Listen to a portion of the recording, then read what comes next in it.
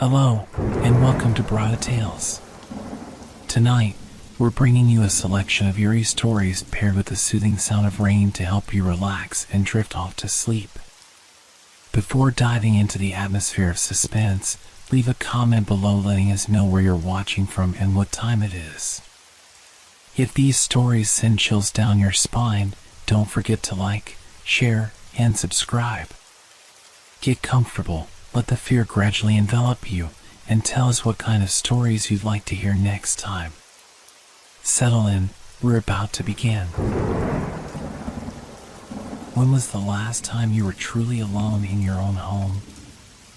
I mean, really alone, not just in a physical sense, but in a way that makes you question your surroundings, even your own thoughts. That was what I started asking myself the moment I stepped back into my apartment after being away for a few days. I wasn't gone for long, just 4 days. But something about coming back felt off. It wasn't anything dramatic at first. It was the kind of thing you brush off if you were in the right frame of mind. But I wasn't. The moment I opened the door, I felt it. A faint shift in the air, like a presence. Nothing overt, but enough to unsettle me. I dropped my bag by the door and stepped inside, the silence stretching out before me. The apartment seemed different. The usual stillness was there, yes, but there was something about the walls, the space that made me pause. At first, I couldn't put my finger on it. The floorboards creaked under my feet as I moved deeper into the living room, my eyes scanning the space. The couch was where I'd left it, the coffee table in its usual spot. No windows open, no signs of forced entry. But then I noticed it, something small, yet significant, the wallpaper. It wasn't the same as before. I had decorated the walls myself a few months ago, carefully picking out a soft pattern of beige and pale blue that I thought gave the apartment a warm, peaceful feel. But now, the wallpaper was a completely different design. A pattern of abstract shapes in muted greens and grays, nothing like what I remembered. The walls seemed fresh.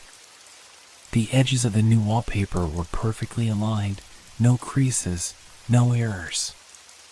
As though it had been put up just that morning. I stood there, frozen for a moment. My mind raced. Had I done this? I tried to recall, but I couldn't. Maybe I had, in some dazed, sleep-deprived state. I mean, who else could have? My neighbors, the ones across the hall, they were hardly ever home, and the ones next door were, well, they were the quiet sort. The kind of people who wouldn't even think of entering someone else's apartment, let alone redecorating it. But still, I couldn't shake the feeling. Something was off. I stepped closer to the wall, running my fingers over the new wallpaper. It felt cold to the touch, too smooth. It should have felt warmer, like fabric, but instead, it had a slick, almost unnatural texture. The slightest shiver ran through me.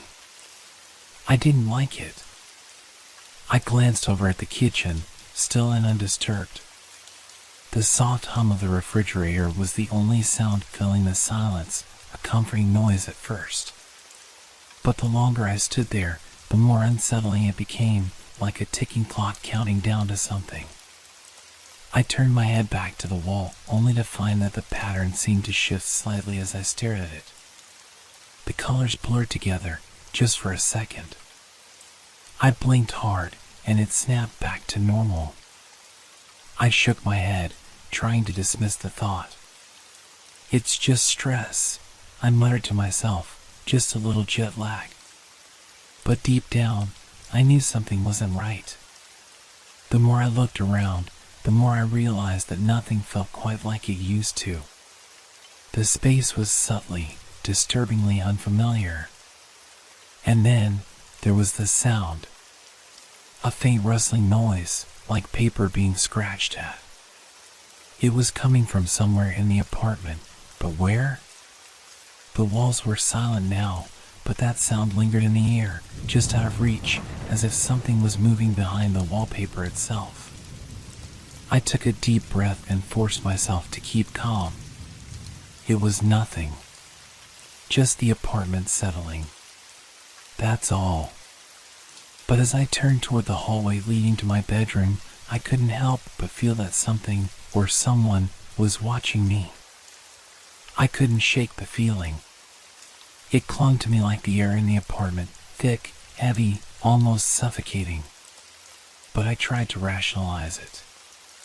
Maybe it was the silence, the unfamiliar stillness that had taken over my usually comforting home. I walked toward the bedroom, trying to ignore the whispers of unease that crept into my mind. The rustling sound hadn't stopped. It was soft at first, like the scratch of a cat's claws against a piece of furniture. But now it was becoming clearer, more distinct. It wasn't just the walls creaking. It sounded closer. Almost like someone was moving just out of sight, deliberately trying to stay hidden. I paused in the doorway, my breath catching in my throat. I turned the handle slowly, the door opening with a soft groan. The room was dim, the blinds drawn. The scent of stale air hung in the space. Everything appeared normal. My bed, the small desk by the window, my clothes scattered around the floor, nothing had changed here. But the wallpaper, just like in the living room, was different. The pattern had been replaced. Not with anything new, but with a darker version of what had been in the hallway. The same muted greens and grays, but the shapes now twisted unnaturally. They weren't abstract anymore. I could make out faint, blurry forms, faces, perhaps, or figures crouching in shadows. It was hard to tell. I couldn't focus on them for too long without feeling dizzy. I stepped further into the room, but the floor seemed to grow louder than before, as if it was reacting to my every movement. The air grew heavier, colder.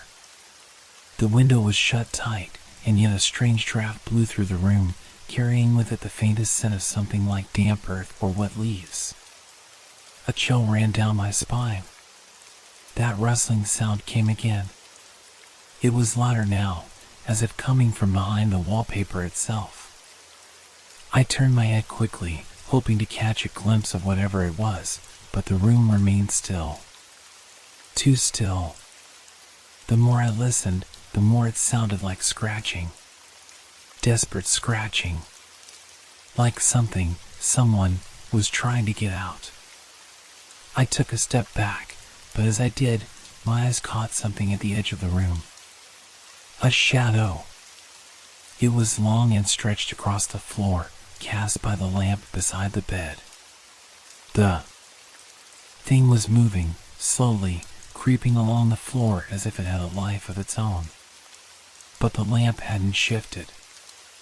I hadn't touched anything. I blinked hard, telling myself it was nothing. A trick of the light. But when I looked again, the shadow had moved closer, now curling up the wall like a tendril, reaching for the ceiling. It wasn't natural. I was paralyzed, my legs frozen to the spot.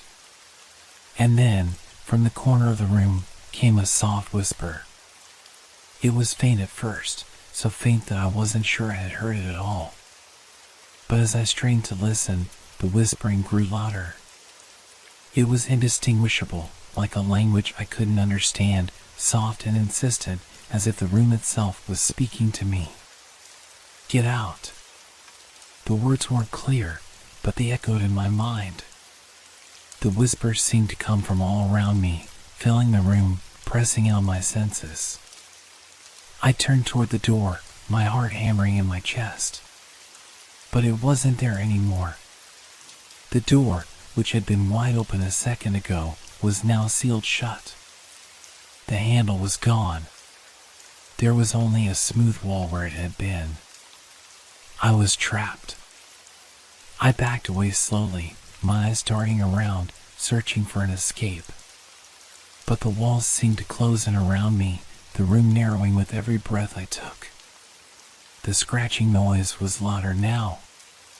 It was coming from every direction, as if the wallpaper itself was alive, trying to claw its way into the room. And then I saw it. A small tear in the wallpaper, just above the bed. The edges were frayed, and through it, I could see something. Something moving. I couldn't make it out, but I could feel its presence, like it was staring back at me from the other side. I was about to run, to do anything I could to escape, when I heard a loud thud behind me. I spun around, my heart racing. A figure stood in the doorway now. It was tall, almost unnaturally so, its features hidden in the shadows. But there was no mistaking the presence. The figure was real. And it was watching me. The figure didn't move, at least not at first. It just stood there, its silhouette tall and unnaturally still, like a shadow that had taken shape. The air grew colder, the silence in the room so thick it felt suffocating. My breath came in shallow gasps as I stared at the figure, trying to make sense of what I was seeing. Was it a person? It had the shape of a man, but it wasn't quite right. The edges of its form were blurry, as though it were barely solid, flickering like a distorted image on a broken TV. My mind screamed at me to run, but my body refused to obey. I was frozen, my legs trembling beneath me. The whispering returned, louder now, swirling around the room in an unintelligible frenzy. The words weren't clear, but they seemed to come from the figure itself. The language was strange, like a murmur from a place where language no longer existed. Leave, it seemed to say, though I wasn't sure if it was words or just a feeling in the air. The sound of its voice sent a jolt of fear through me, the kind that made my skin crawl. I wanted to scream, but no sound came out.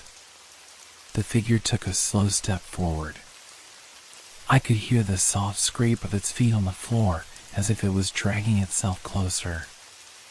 Its movement was fluid, like it was gliding rather than walking. Every inch it moved toward me sent a wave of cold through the room, like a chill creeping under my skin. I took a step back, heart pounding, desperate to find a way out. But the walls were closing in again. The space around me seemed to warp, like the room itself was shifting, bending into something darker. The wallpaper, the pattern of twisted shapes, seemed to twist and writhe as if it were alive, pulsing with some unnatural rhythm. The scratching came again, louder now, like nails on glass. It was coming from every direction, from the walls, from the ceiling. It felt like the whole room was vibrating, shaking with the force of it. I turned, trying to find the source of the noise, but the shadows seemed to swallow everything. The figure was closer now, almost at the edge of the bed. Its presence filled the room, suffocating. "Get out," it whispered again, clearer this time. It reached out, a long, thin hand extending toward me, its fingers impossibly long, like they were stretching to touch me. The air felt like it was being sucked away, leaving nothing but the oppressive weight of its presence. I couldn't breathe. My chest tightened. Panic surged through me, and in that moment, I knew I had to escape. I turned toward the window, desperately trying to open it, but the glass wouldn't budge. It was sealed shut. The room felt smaller, more oppressive, the air thick with something that wasn't quite right. I spun back toward the figure. It was right in front of me now, its face still hidden in shadow, but I could feel its eyes on me. Cold. Unblinking. It wasn't just a figure anymore. It was a force. A presence that wasn't bound by the same rules as I was. It was something else. Something wrong. And then a horrible sound filled the air, cracking as if the walls themselves were breaking apart. The room trembled again, the floor beneath my feet vibrating. The wallpaper, those twisted, shifting shapes, began to peel away, revealing something behind it. A darkness. A deep, endless blackness, like a void that swallowed everything in its path. It stretched out from the walls, from behind the wallpaper, expanding like it was reaching for me. Leave. The whisper was almost a growl now, a low, guttural sound that vibrated in my chest. I couldn't take it anymore. The panic surged, overwhelming me, and I ran. I ran toward the door, but the room was a maze now. The hallway had disappeared, replaced by the same shifting, darkened walls. The scratching, the whispers, they were everywhere. I turned, desperate, searching for any escape, but there was nothing. The figure was everywhere now, looming in the shadows, its presence closing in on me from all sides. The door. It was just there, ahead of me. But when I reached for it, my hand passed through the solid wood as if it were made of air. I was trapped. The darkness was everywhere. It was inside me now, filling every corner of my mind. My heart pounded, my breath coming in ragged gasps. And then I saw it again, that tiny tear in the wallpaper. The one that had been there since the beginning. The tear that seemed to lead somewhere, into that empty, suffocating space beyond the walls. I had no choice. I was going to have to go through it. With a final, desperate breath, I lunged for the tear. My fingers scraped against the cold, slick surface of the wallpaper as I forced my way through. The scratching noise grew deafening, like 1,000 nails on glass. I felt the air shift, felt something cold grab at my body, but I pushed forward. And then, nothing. The silence was absolute. I don't know how long I was in the darkness. It could have been minutes, or hours, or even days. Time lost its meaning the moment I passed through that tear in the wallpaper. The moment the world I knew faded into nothingness. I couldn't breathe at first. The air was thick, suffocating. I gasped, but nothing came in, just the empty, crushing pressure of that void. I couldn't see anything, couldn't feel anything. It was like being trapped in a space that wasn't meant for living things. The darkness stretched on, infinite, oppressive. There was no up, no down. It was just endless. Then, slowly, the pressure lifted. I could breathe again. But the air was different. It didn't feel like air at all. It was heavy, tinged with a coldness that seeped into my bones. I opened my eyes, but I couldn't see. Not right away. The darkness didn't fade, it shifted, like the air itself was alive, swirling in a slow, deliberate pattern. My senses were overwhelmed. I could hear my own breath, ragged, but I could hear nothing else. No sounds, no movement. Just stillness. I took a step forward, though I wasn't sure where I was going. My foot met nothing solid beneath it, just a shifting, uneven surface that made me feel as though I were walking on air. I stumbled but caught myself. My heart pounded in my chest as the feeling of disorientation hit me. I couldn't tell if I was moving or standing still. And then I heard it. A faint rustling. The same sound I'd heard in the apartment. The same scratch, only now it was louder, closer, more deliberate. My pulse quickened. I didn't want to look, didn't want to acknowledge what was happening. But I couldn't ignore it. The sound was growing, louder, closer, until it was almost deafening. And then, from the void, the figure appeared. It wasn't as solid as before. It was more like a shadow, flickering in and out of existence, a wisp of smoke and darkness. The shape of it twisted and contorted, its movements erratic, like it was trying to take form but couldn't quite manage it. But there was no mistaking what it was. It was the same figure. The one from the apartment. The one that had trapped me. It didn't speak this time. It didn't need to. The very air around me pulsed with its presence, its will. It was like I could hear its thoughts, or maybe it was just the feeling of being watched, of being hunted. I tried to move, to escape, but the floor beneath me shifted, like the ground itself was rejecting me, pushing me back into place. I couldn't run. I couldn't fight. I was trapped in this space with it. And I knew it was waiting for something.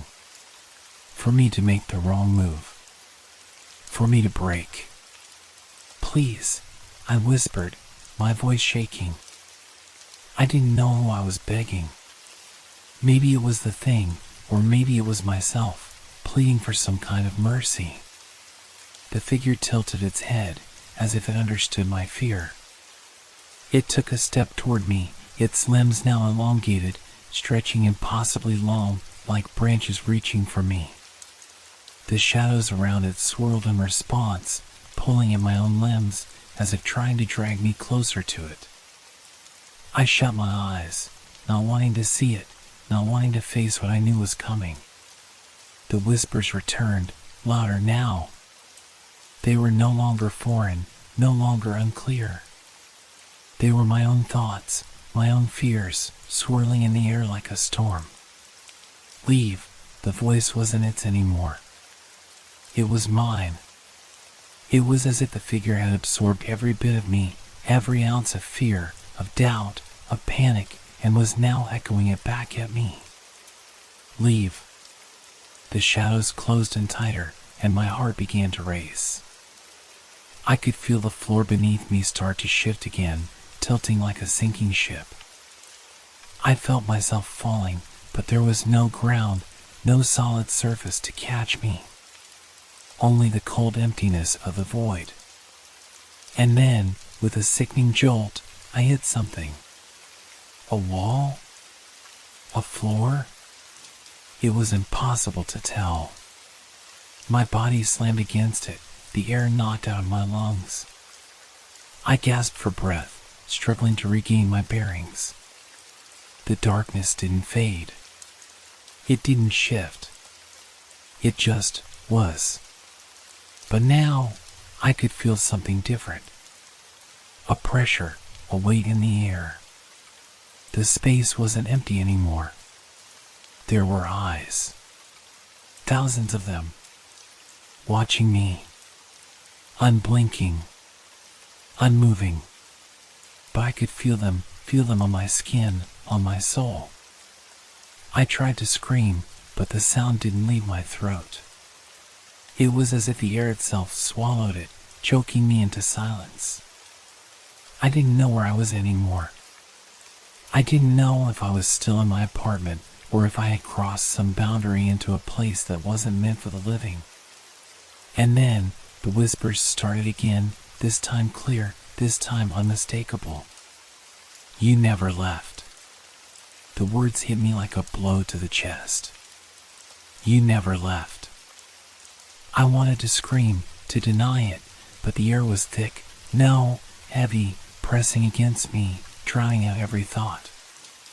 The whispers surrounded me, their voices swirling in my ears, louder now, a constant hum in the background of my panic. I didn't understand. Had I never left?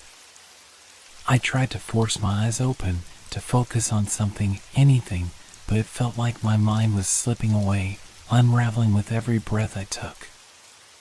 I wasn't sure if I was still in my body, or if it had been consumed by the very darkness that surrounded me. I could no longer feel the ground beneath me. There was no up, no down. Just an endless void, and the suffocating weight of something waiting, something alive. I reached out into the blackness, my hands trembling as they moved through the empty air. The shadows didn't retreat, they seemed to stretch around me, like they were touching me, crawling along my skin, seeping into my very thoughts. And then, I felt it, something, a presence behind me. A shift in the air, so subtle it might have been imagined. But it wasn't. It was real. I turned quickly, my eyes darting around, but nothing. There was only darkness. It was close. I couldn't breathe. The pressure in the air was unbearable now. It was like the room, if it could even be called that, was shrinking, collapsing inward. The weight of it pressed against my chest. It was as if every inch of space was filled with something else, something unseen, but undeniably there. The shadows deepened, pulling at my legs, my arms, dragging me down. I stumbled, trying to fight against the force pulling me into the depths, but the darkness wasn't just around me anymore, it was in me. I could feel it inside my chest, seeping into my soul. And then, the figure was there again. This time, I could see it more clearly. The shape of it was jagged, like it was constantly shifting, stretching in ways that didn't make sense. The edges of its form flickered, as though it was made from the very shadows around me. It was tall, too tall, its limbs unnaturally long, reaching out like branches of a twisted tree. But it didn't move closer. It was waiting. I wasn't sure how I knew, but I could feel it. It was waiting for something. For me. The whispers surged, louder now, filling the air with a horrible, distorted chant. I couldn't make out the words, but I didn't need to.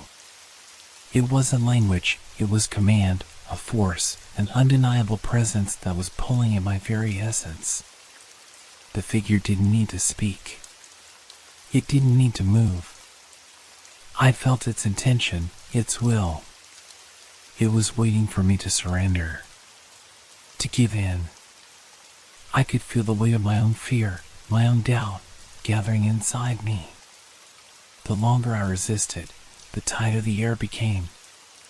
Every part of me screamed to escape, to wake up, but deep down, I knew it wasn't that simple. This wasn't a dream. This wasn't some fleeting nightmare. This was something else. Something beyond my understanding. My body moved on its own. My legs carried me toward the figure, as if I had no control anymore. The space around me was closing in, and the figure, it was becoming clearer, more defined with each passing moment.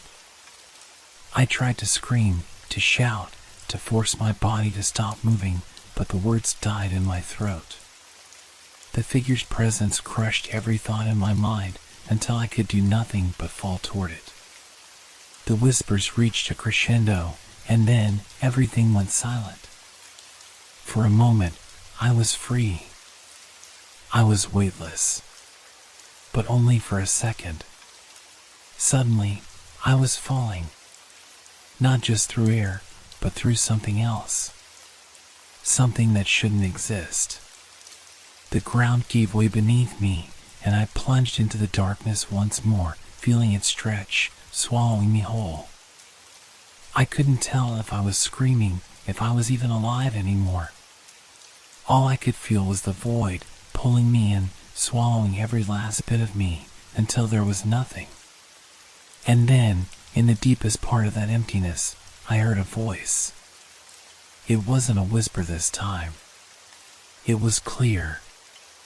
It was loud. And it spoke a single word. Home. When I opened my eyes, I was back. I was standing in the middle of my apartment.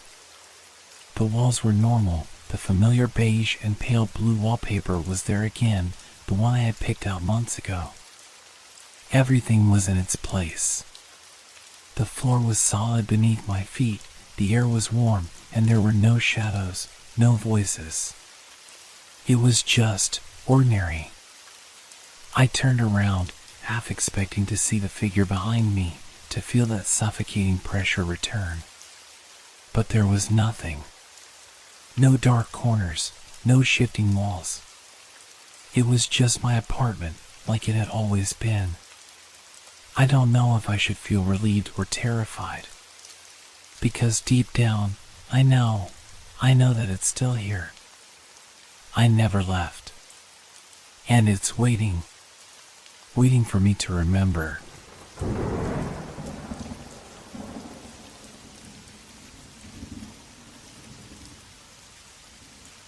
It all started with a phone call.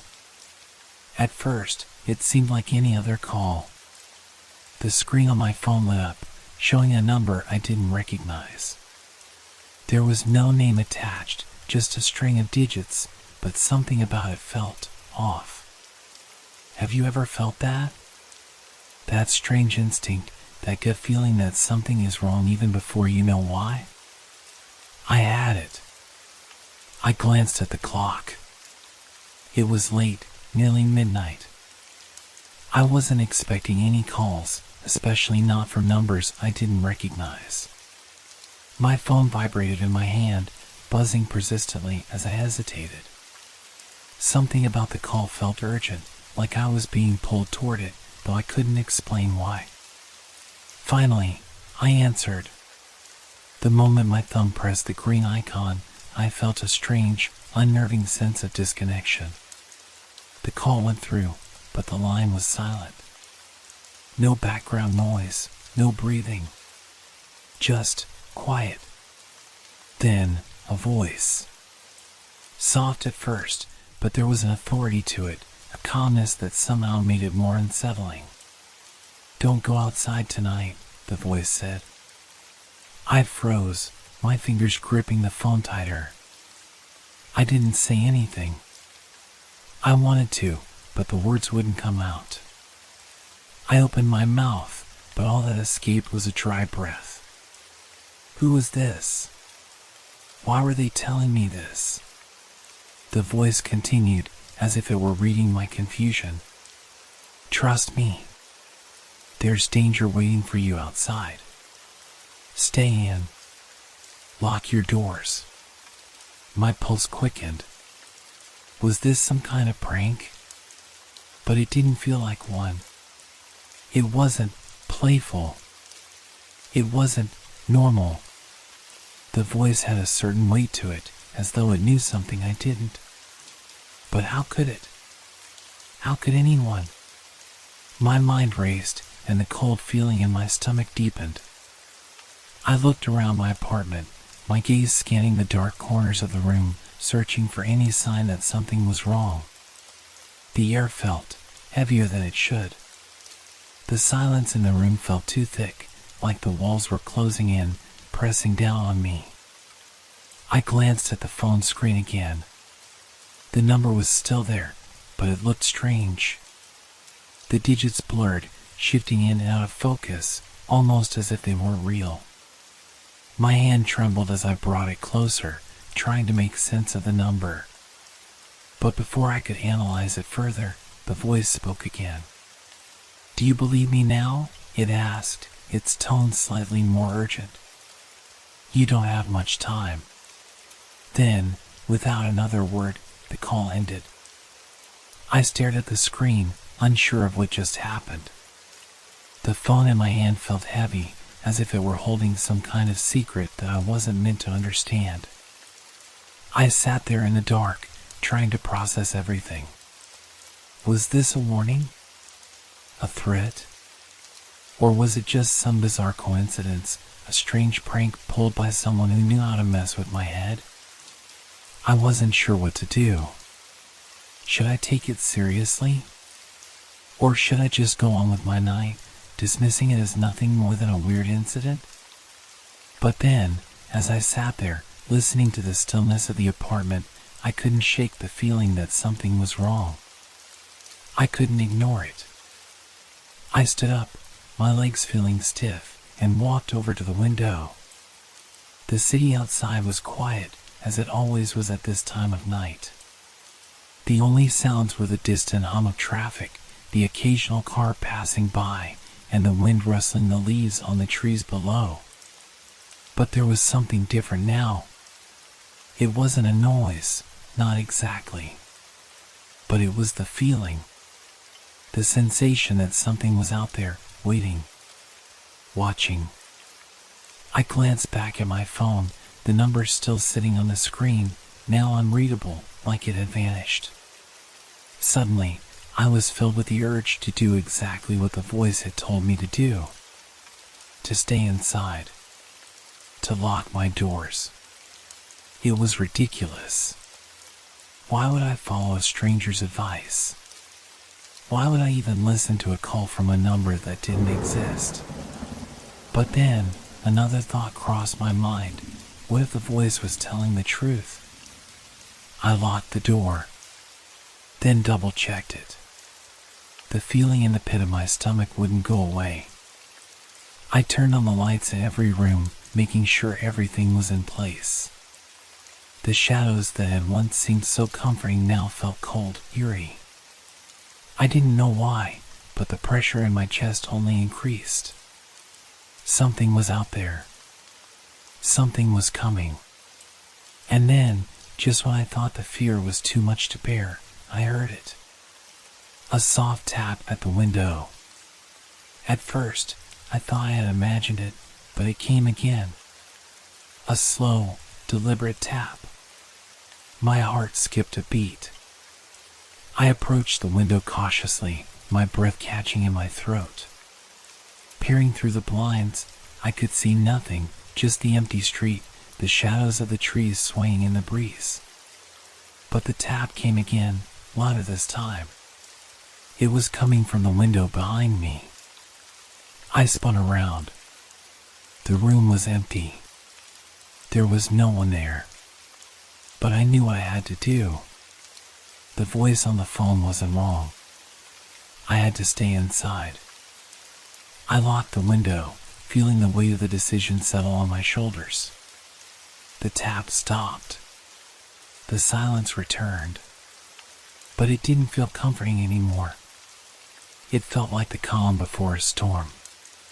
And then, as I finally tried to calm my racing heart, I heard another voice. But this time, it wasn't on the phone. It was from somewhere deeper inside the apartment, like a whisper, barely audible, but unmistakably there. "Stay inside," it murmured. But this time, the voice wasn't warning me. It was commanding me. And I realized then that the danger wasn't out there. It was already inside. I froze.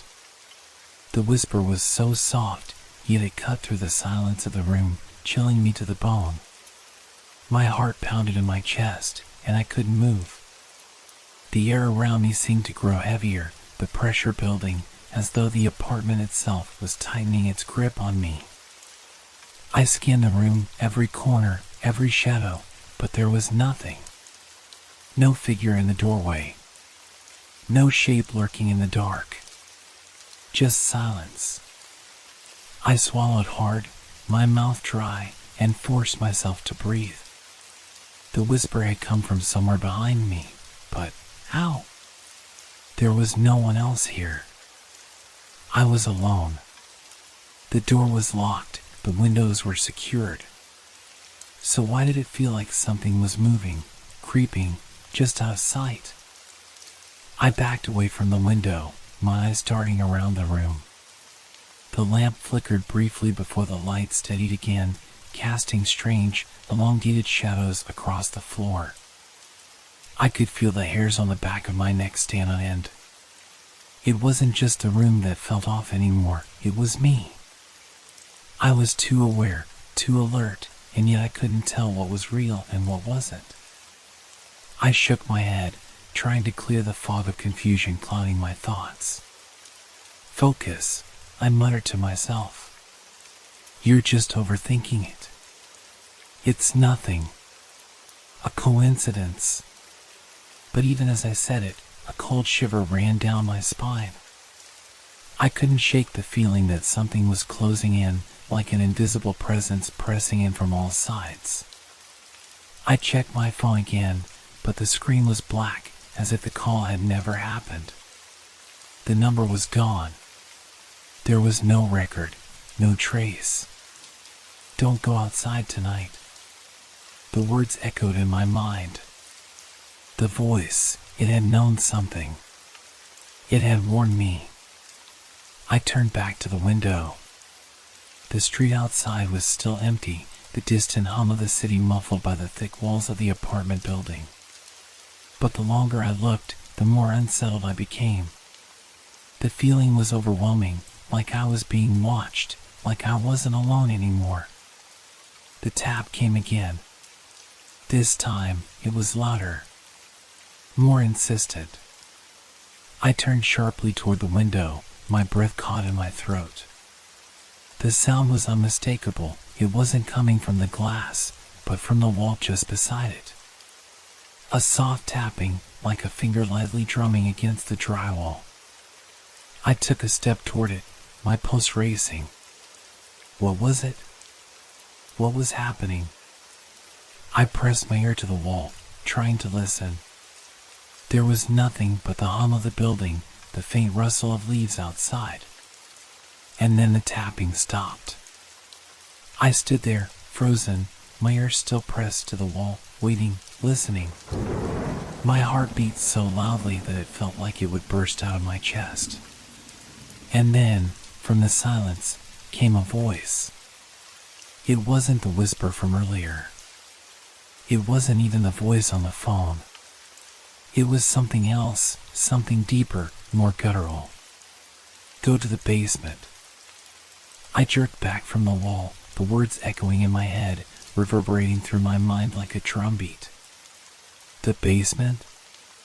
What was down there? There was nothing in the basement except old storage units and forgotten things, no reason to go down there. I didn't even have a reason to go down there. But the voice, it was insistent. It wasn't asking. It was commanding. I stood there, trying to make sense of what was happening. My breath came in shallow gasps, my body trembling with fear. Was this really happening? Was I losing my mind? The silence stretched on, suffocating. I looked around the apartment, searching for something that could explain all of this. But there was nothing. The room was just as it had been before. The walls were the same. The shadows were still, unmoving. Then, just as I was about to convince myself it had been nothing, just a trick of my mind, there was a sound. A creak. Slow. Steady. Like the floorboards beneath my feet were shifting. I froze again, my body stiff with fear. The creak came from the hallway. It was faint, almost imperceptible, but it was there. Something was moving. I turned quickly, my eyes darting to the hallway. The door was still closed, but the light in the hallway flickered. Once. Twice. I hesitated. The basement. The voice had told me to go there. But why? What was waiting for me? I took a deep breath, trying to steady my racing heart. I had no choice. I couldn't just sit here, waiting for whatever was coming. The fear was unbearable. The uncertainty was worse. I walked toward the hallway. Each step felt heavier than the last, as though the weight of the decision was pulling me down. The light flickered again, casting brief, unsettling shadows across the walls. I reached the door to the basement and hesitated, my hand hovering over the knob. What if this was a mistake? What if I was walking right into whatever it was that had been following me? But then I thought of the voice, the warning, the tap, the creak. I couldn't ignore it. With a shaking hand, I turned the knob and opened the door. The air that rushed out at me was cold, bitter, and stale, like it hadn't been disturbed in years. The steps leading down into the basement were shrouded in darkness, the first few steps hidden from view by the dim light from above. I couldn't see what was down there, and the uncertainty gnawed at me like a constant pressure in my chest. But the voice, it was still there, echoing in my head. Go to the basement. With my heart in my throat, I stepped forward, each movement slow, deliberate. The air felt thick with something I couldn't name, but I knew it was there. It felt like a presence, a weight, settling in the darkness ahead. And I could feel it watching me. The stairs creaked under my weight as I descended into the darkness, the dim light above flickering with each step I took. The basement felt colder than I had imagined, the air damp and suffocating. Each breath felt heavier, as if the air itself was trying to drag me down, pulling me deeper into something I didn't understand. I paused at the bottom of the stairs, my shoes brushing against the cold concrete. My eyes strained to adjust to the darkness, but the shadows seemed to swallow everything in sight. The walls of the basement were bare, only a few shelves and forgotten boxes scattered haphazardly around the room. Yet, something felt wrong. I could sense it before I saw it, a subtle shift in the atmosphere, a presence lurking just beyond my sight. I wasn't alone down here. The air seemed to vibrate with an unnatural energy, and a quiet hum filled the space.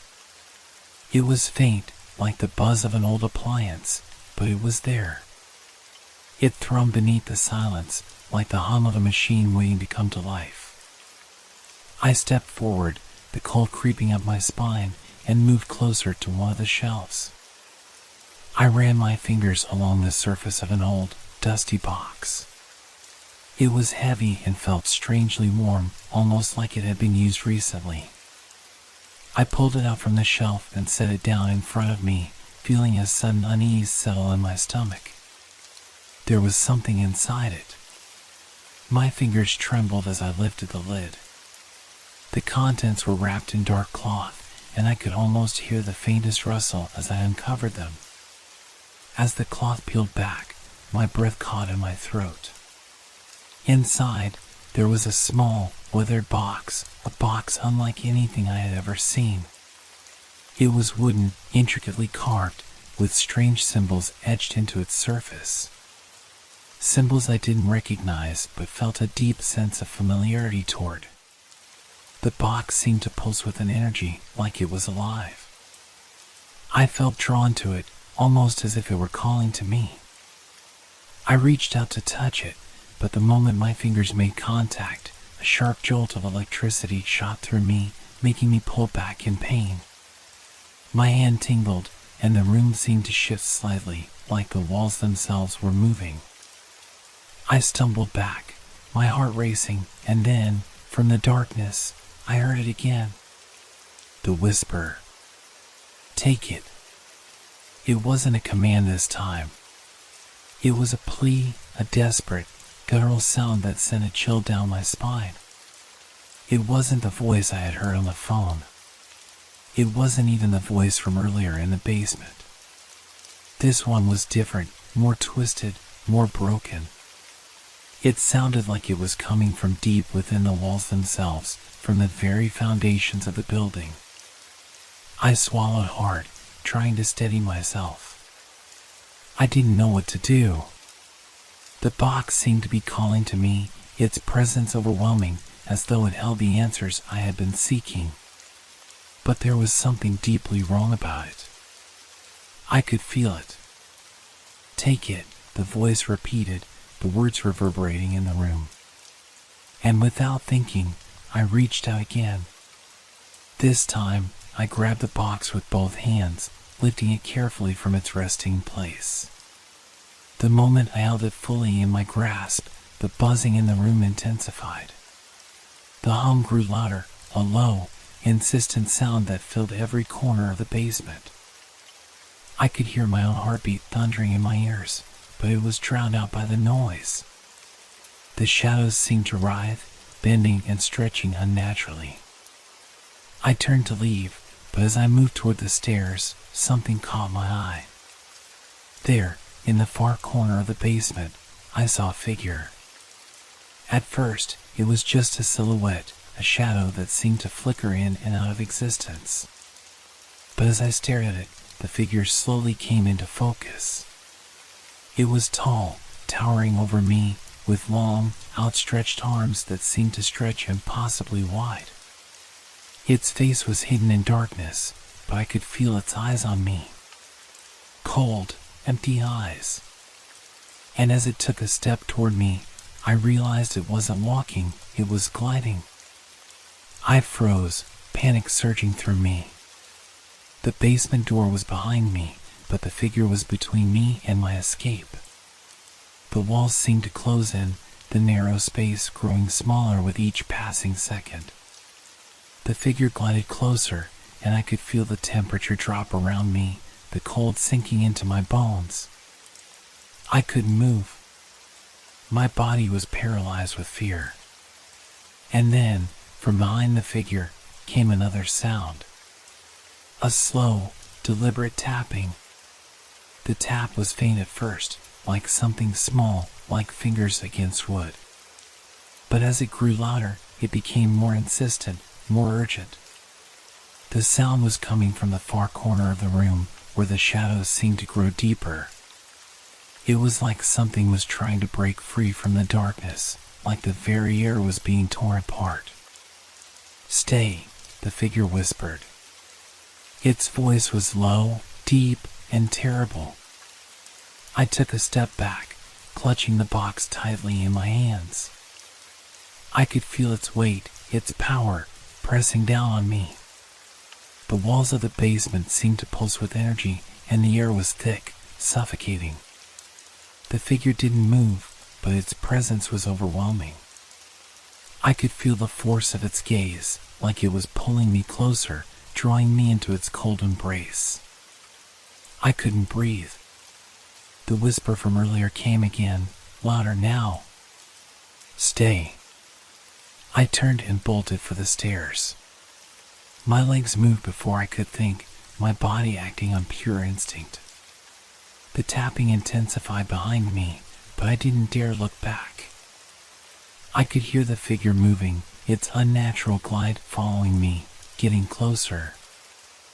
I reached the top of the stairs, my hand reaching for the door handle, but it felt like the door was pulling away from me, as if the walls were pressing in on it. And then, as if on cue, the lights above flickered one final time before going completely dark. I couldn't see. I couldn't move. The cold grip of fear clamped down on me. And then, I heard the whisper once more, but this time it was right behind me. "You shouldn't have taken it." The world went black. I awoke with a start, gasping for air as though I had been drowning. The darkness around me was thick, but I could still sense the weight of the room pressing in on me. My chest ached, my breath coming in shallow, panic gasps as I tried to make sense of where I was. The last thing I remembered was reaching for the door, the figure, and the whisper. I was still in the basement, or what I thought was the basement. The air was cold again, but this time it felt more oppressive. The walls seemed to close in around me, like they were pushing me down, trapping me.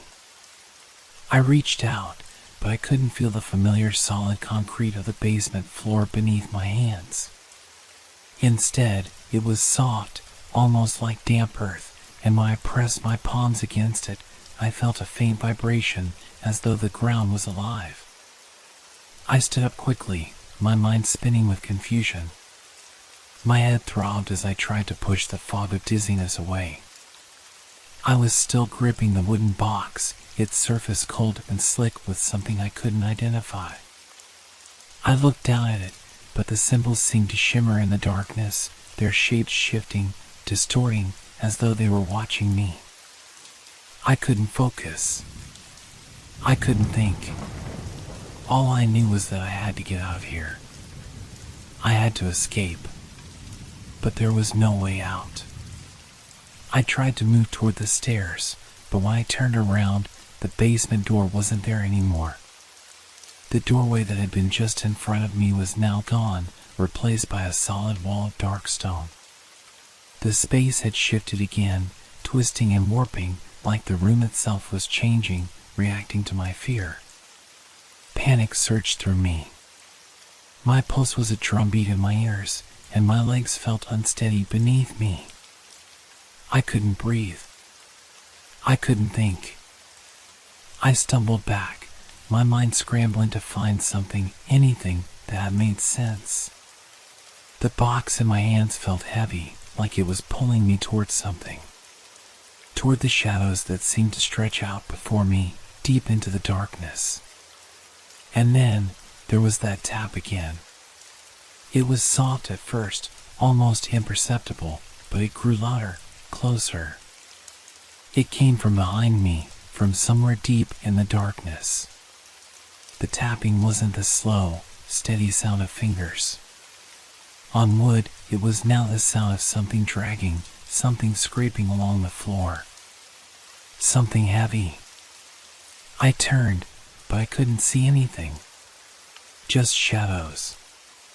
More and more shadows, growing larger, darker.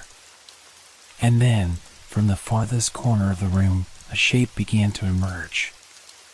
A figure. It moved slowly, its form tall and thin, too thin, like it had been stretched too far. It glided through the darkness, its movement unnatural, as if the very laws of reality bent around it. The closer it came, the clearer it became. I could see the shape of a face, but it wasn't a face at all. It was just smooth, like blank porcelain, and its eyes were deep, hollow voids that stared into me. My breath caught in my throat. The figure was looking at me. But it wasn't just looking. It was waiting. It reached out a hand, its fingers long and spindly, impossibly so.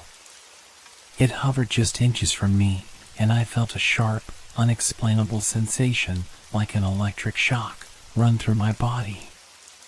The air around me thickened, pressing against my skin, and I realized, with a cold chill, that I couldn't move. My body was frozen, trapped in the gaze of this thing. Its lips parted, though it didn't seem to speak in the conventional sense. There was no sound, just the weight of its presence, its silence, crushing down on me. The vibration of its voice echoed in my skull, reverberating like a distant thunderclap. You shouldn't have taken it. The voice wasn't a whisper this time. It was deep, rumbling, and raw, like something from the depths of the earth.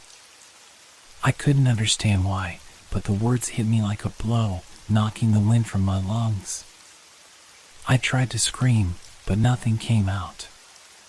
My throat was dry, constricted, and no matter how hard I tried, no sound escaped. I could only stand there, my heart racing, my body trembling, as the figure continued to loom closer. You are not meant to be here. The air felt even heavier now, pressing in on me from all sides.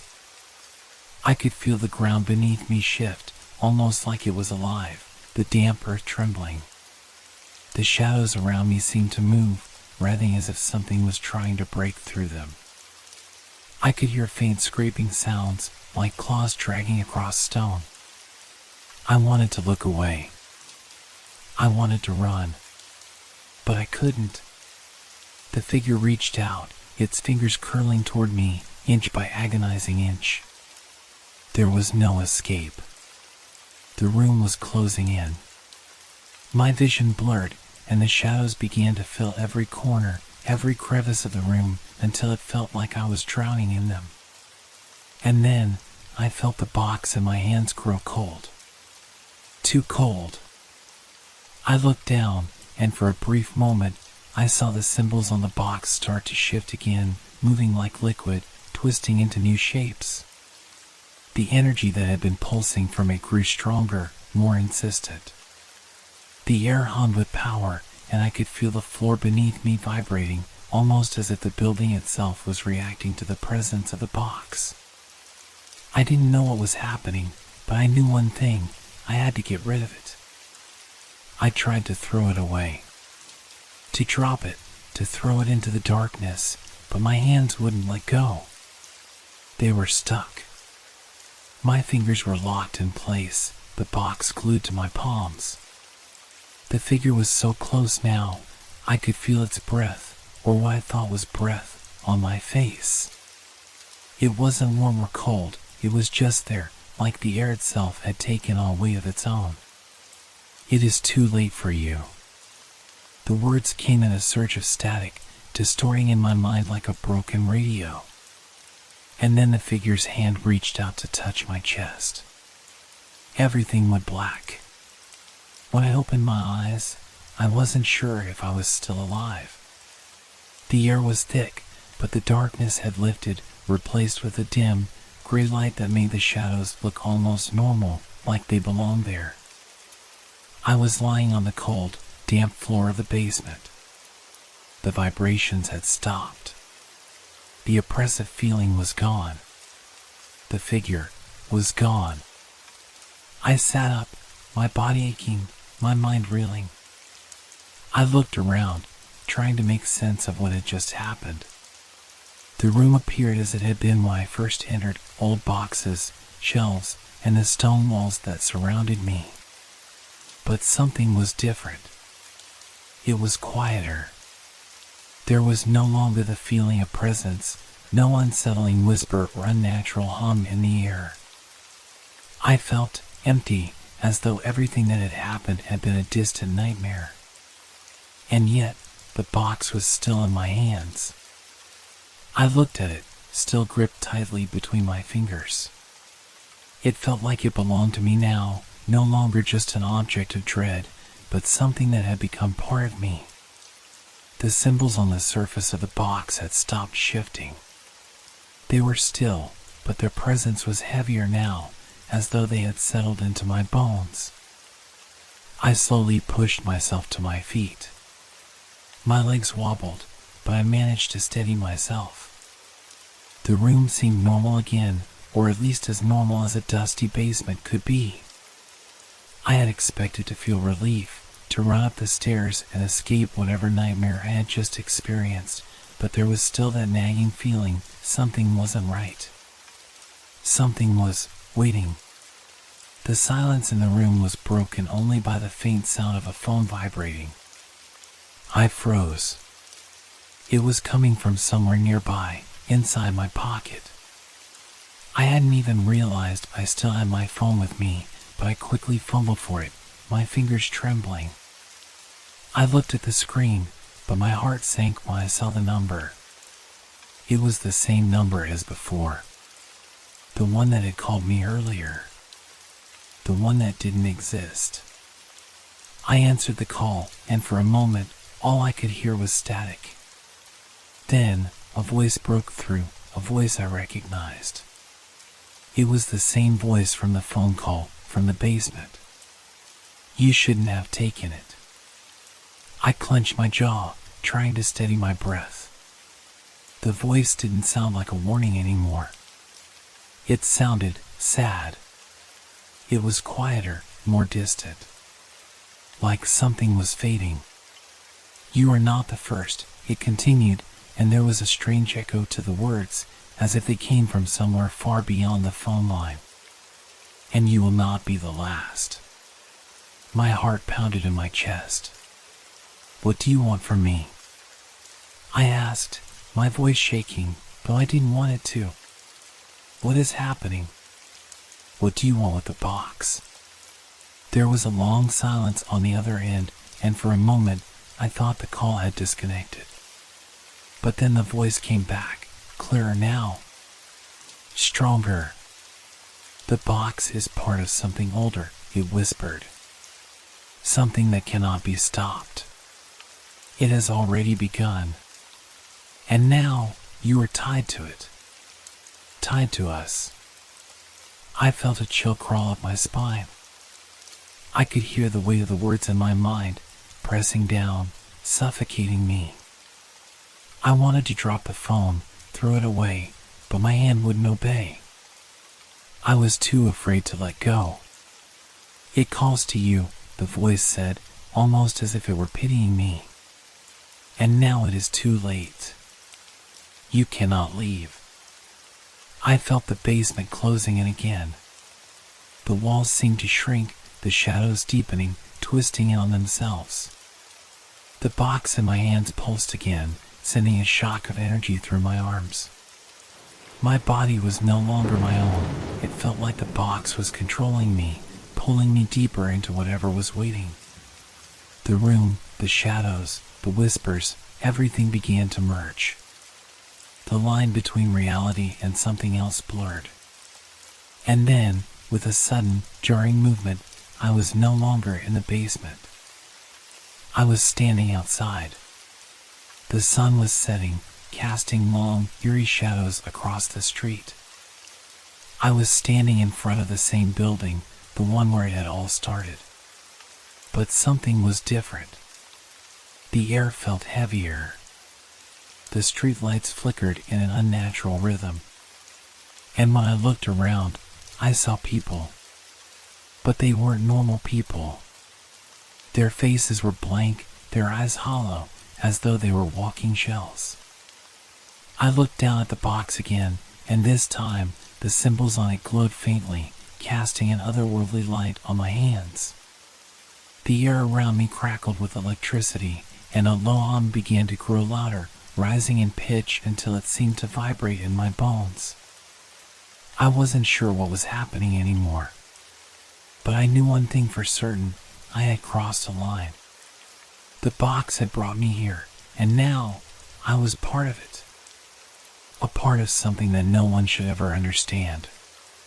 And as the figures in the street turned to face me, their hollow eyes locking onto mine, I heard the voice again, this time coming from the distance, but it was closer, echoing inside my skull. You are not alone.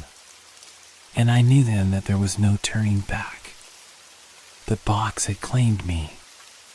And whatever was waiting for me, waiting for all of us, had just begun.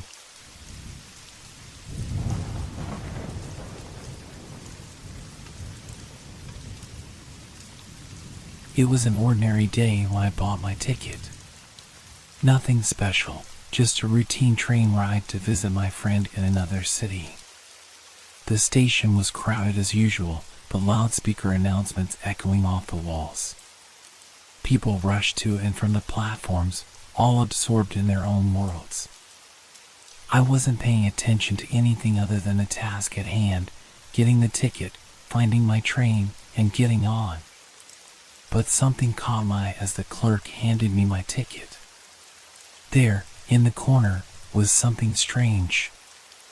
In faded blue ink, written hurriedly on the edge of the ticket, were the words, "Don't sit in car number 3.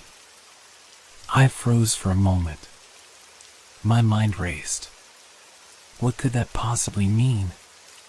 Why would someone write that on a ticket? It wasn't an official warning, just a random note. Maybe someone was playing a prank. Maybe it was a joke. But something about it made me uneasy. The words felt too urgent, too insistent, and my stomach churned with an uncomfortable sense of foreboding. I shrugged it off.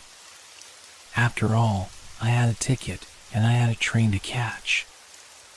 I couldn't dwell on something so trivial. Maybe it was nothing.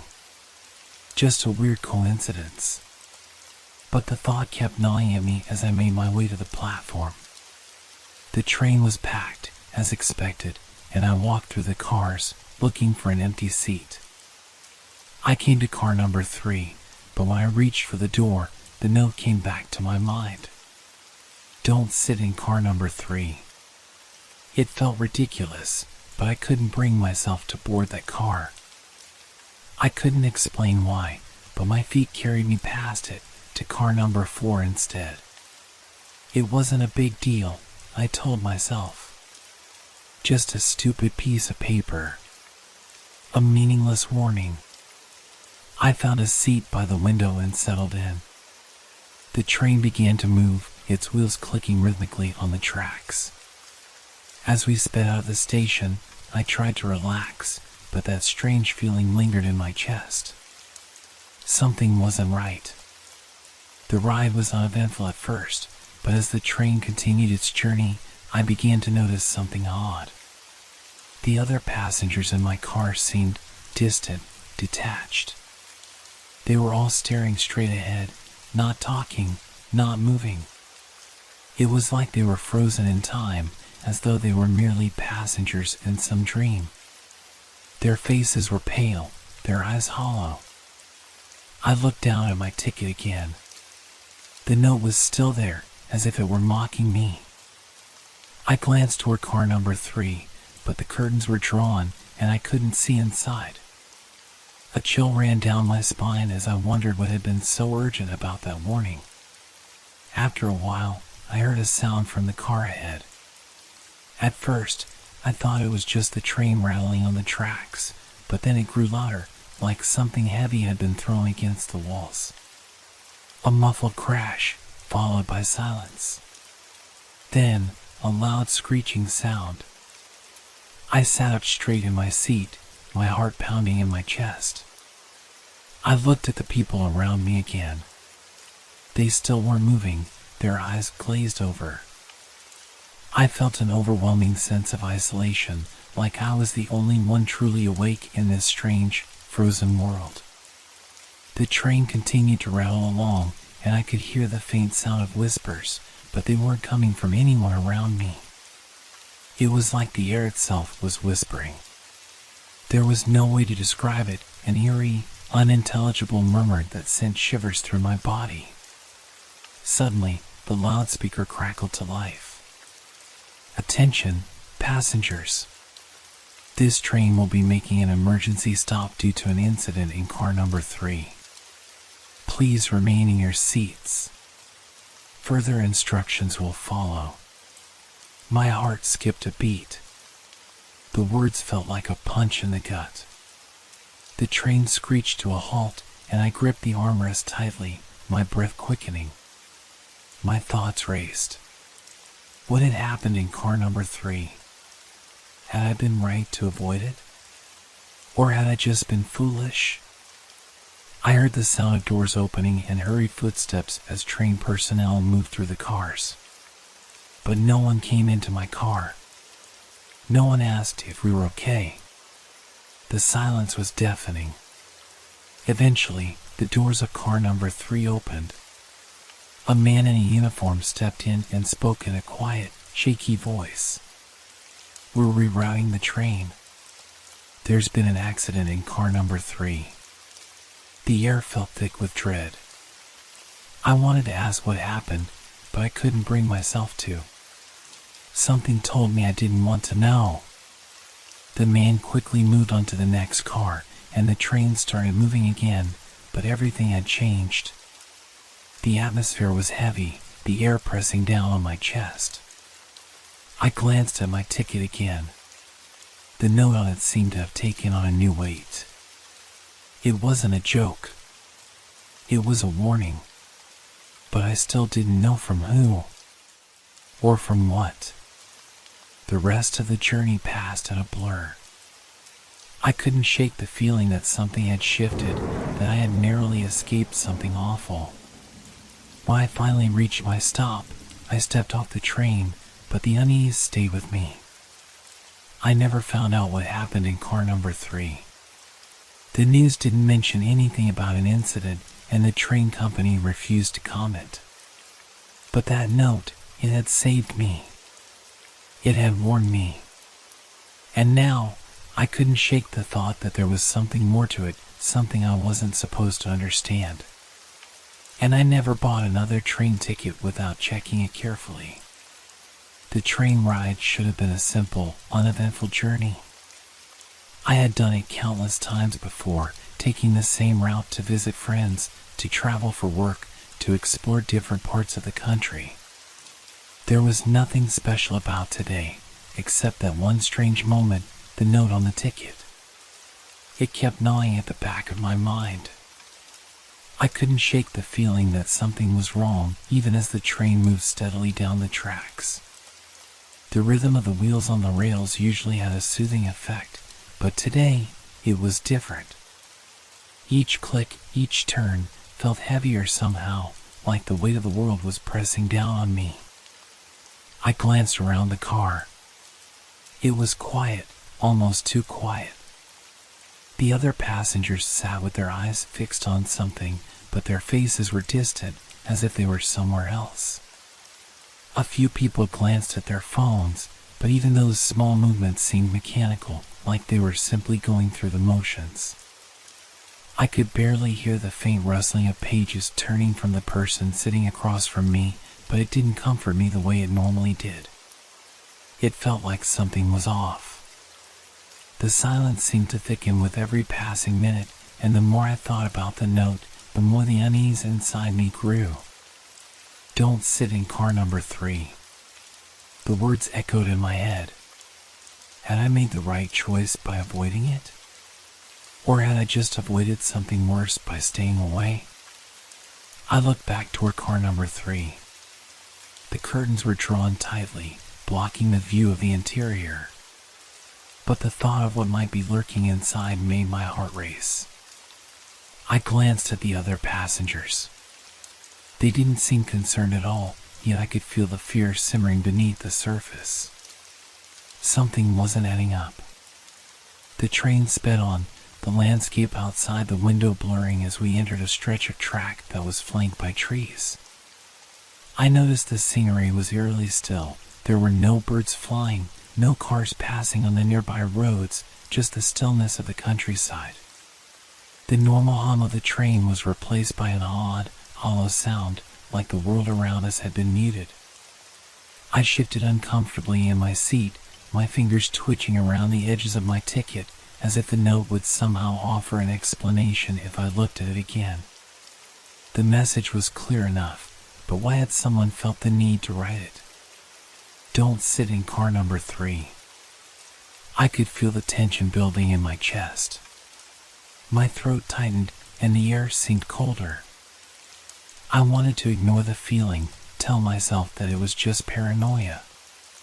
After all, there was no logical reason to think something terrible was going to happen.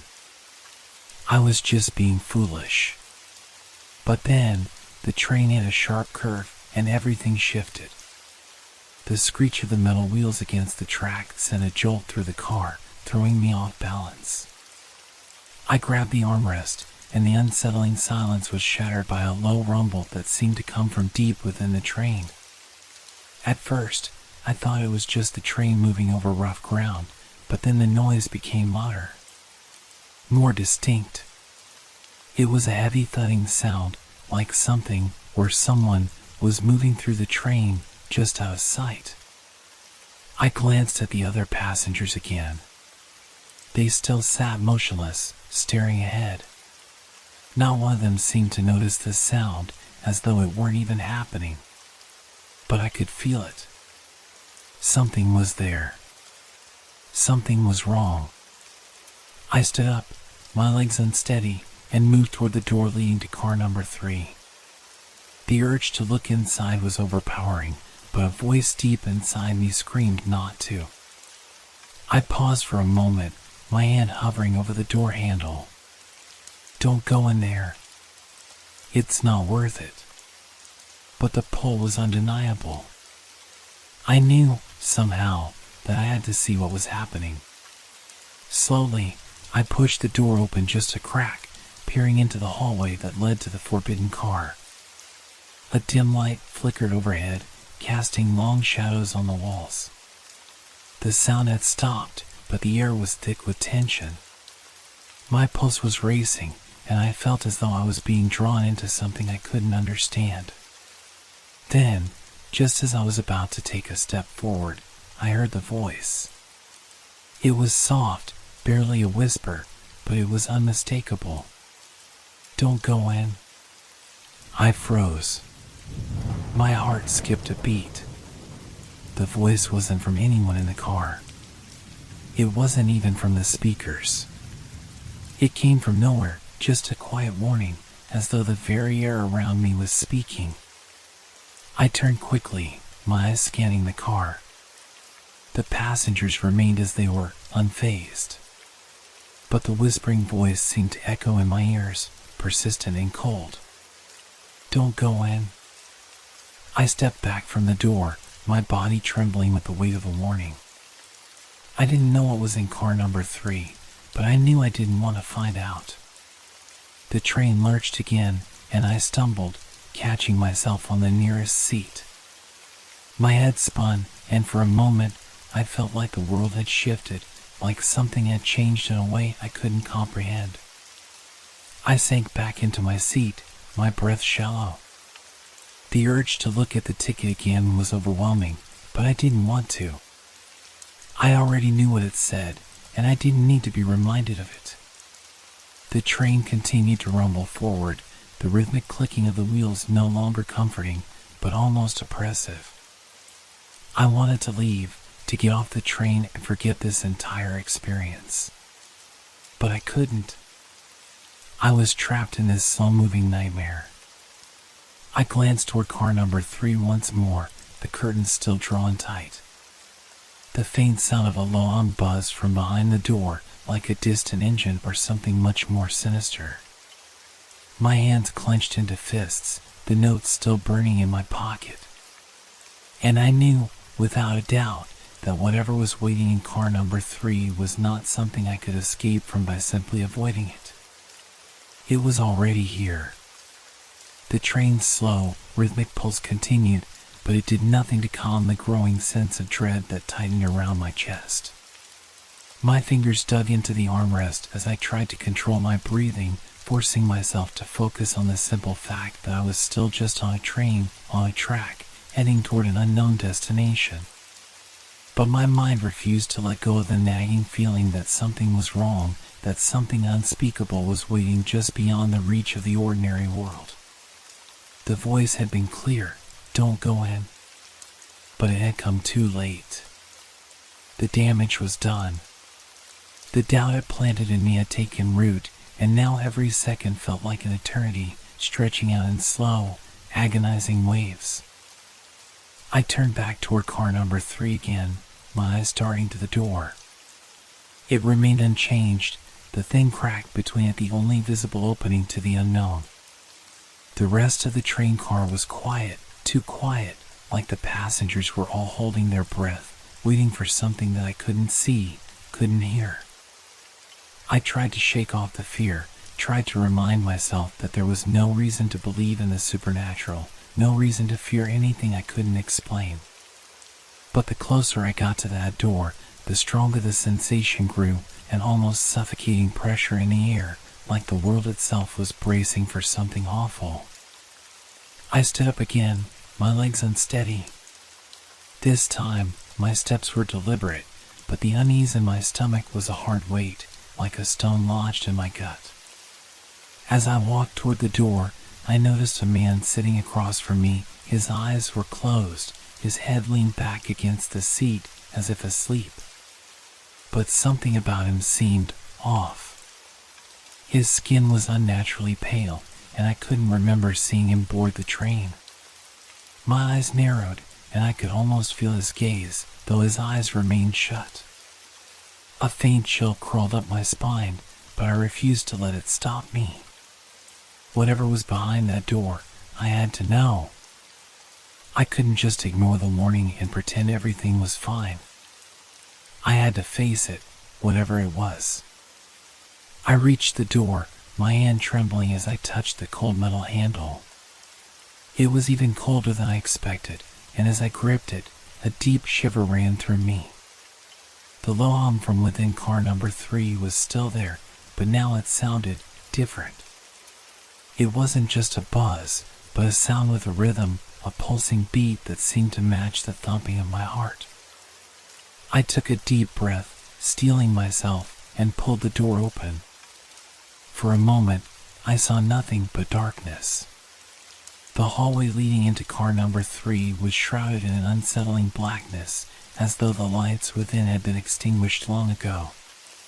But the faintest outline of something shifted in the dark. A shadow, just beyond my reach, moved slowly. The air felt thick, as if pressing against me, pushing me back, urging me to stay away. I was about to retreat when I heard it, the distinct, unmistakable sound of footsteps. Soft, deliberate steps echoing through the dark. But no one was there. No one but me, standing frozen in the doorway. The footsteps grew louder, closer, until they stopped just inches from the entrance. My heart raced in my chest, and I could feel my pulse thudding in my throat. The tension was unbearable. I wanted to turn and run, but my body wouldn't move, paralyzed by a mix of fear and curiosity. And then, just as suddenly as it had started, the sound stopped. I blinked, disoriented. The hallway was silent once more. The shadow had vanished, the air had lightened, and the world outside the train continued on, unremarkable.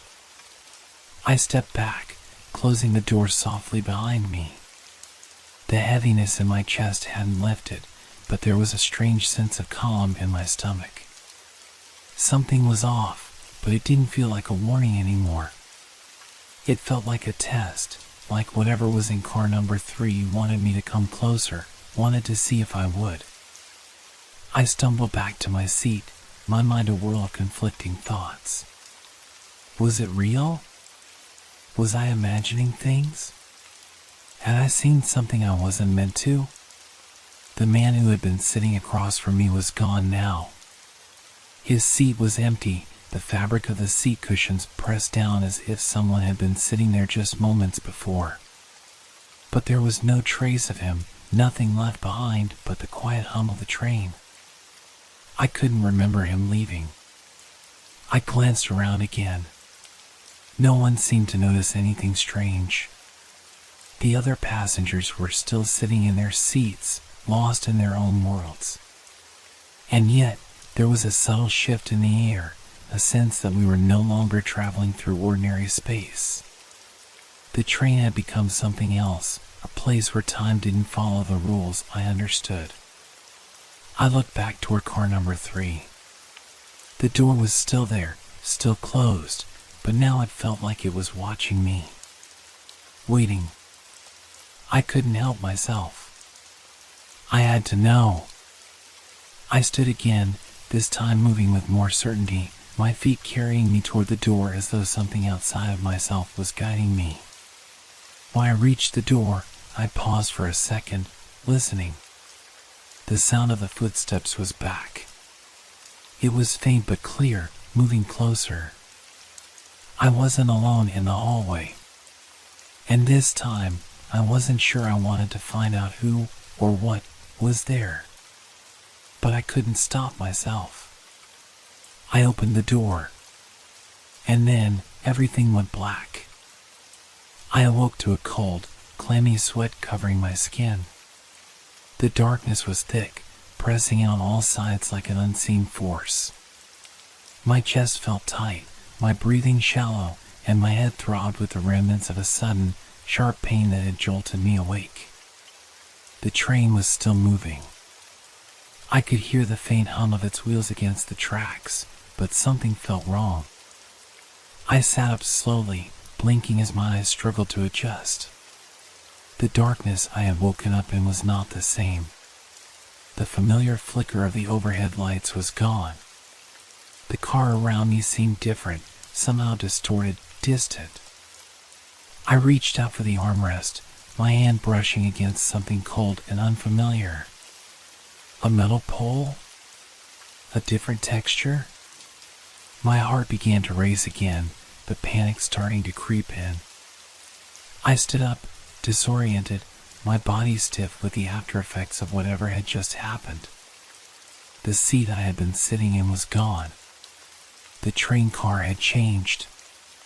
The walls were now coated in a peeling, yellowish layer, as though the air had worn away the once clean surface over time. The floor beneath me was uneven, the tiles cracked and broken, pieces scattered across the aisle. The train had aged in the blink of an eye, decayed in a way that shouldn't have been possible. And then I heard it, the footsteps. Close again, too close, a deliberate pacing on the floor behind me. I spun around, but there was nothing. Just the flicker of light, casting jagged shadows on the walls, stretching and contorting like they were trying to escape the room. Breathe, I told myself. You're okay. This is just a dream. Just a hallucination. This isn't real. But the panic wasn't going away. It was building. Each second that ticked by made my heart beat louder, more insistent. I could feel the pressure on my chest, suffocating me, like the very air inside the car had turned into something else, something dense.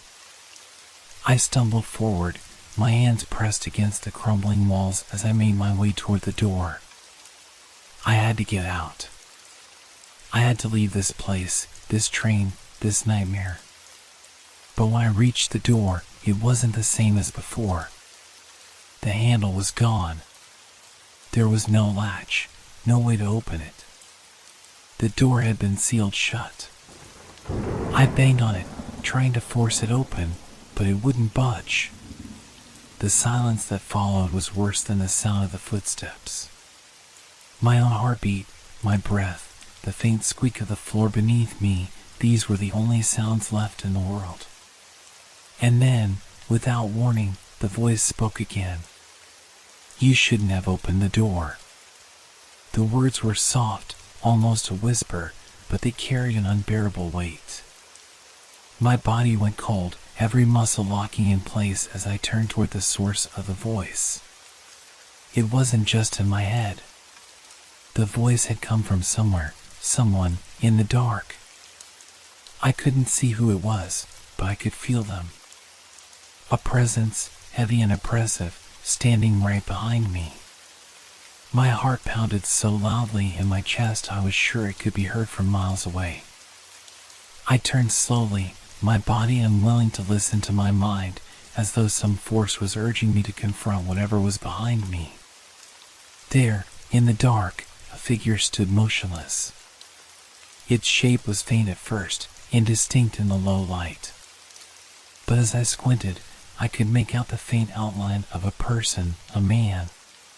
He was tall, impossibly tall, with an angular frame that seemed to stretch beyond human proportions. His face was shadowed, but the eyes burned through the darkness, black and hollow. How could this be happening? I thought, this is a dream, a nightmare. It's not real. But the figure didn't move. He just stood there, watching me, his presence sending chills through my bones. I tried to speak, but my throat was dry, my voice a whisper lost in the overwhelming silence. The figure didn't respond. He didn't need to. His presence alone was enough to make the air grow heavy, thick with the pressure of something ancient, something unknowable. You shouldn't have opened the door, he repeated, the words echoing in the confined space like a warning. But this time, there was a shift in his tone, an almost imperceptible change, as though the words weren't meant to be a warning at all, but something else. Something darker. Before I could move, the train lurched violently, throwing me off balance. I stumbled, my head colliding with the side of the seat. The world tilted, spinning in a way that made me nauseous. I felt a sharp pain in my ribs as I landed on the cold floor, unable to catch myself. The lights flickered once more, and then everything went pitch black. I woke up again, this time on the floor. The cold, unforgiving floor. I could feel the weight of my body pressing down on it, my limbs numb and tingling from the shock. I blinked a few times, struggling to sit up. The train was still moving. But it wasn't the same. The train car had returned to its original state, clean, well-lit, as if nothing had ever happened. The seats were neatly arranged. The door to car number 3 was still there, silent, closed. I looked around frantically, trying to make sense of what had just occurred. Had I dreamed it all? Was it all in my head? But I could still feel the coldness in the air, the heavy presence of the shadowy figure pressing down on my chest. A small, crumpled piece of paper caught my attention on the floor near me. My heart stopped for a moment as I reached out to grab it. It was a train ticket, my ticket. But on it, written in a hurried, shaky hand, were the words, "Get off at the next station. Don't go to the end of the line." I gasped.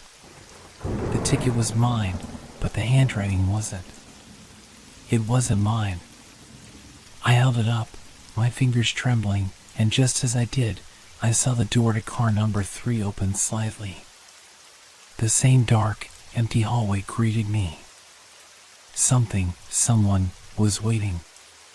My pulse thudded in my ears, each beat louder than the last. I could feel the cold sweat forming again, slick against my skin as I stared at the door to car number 3.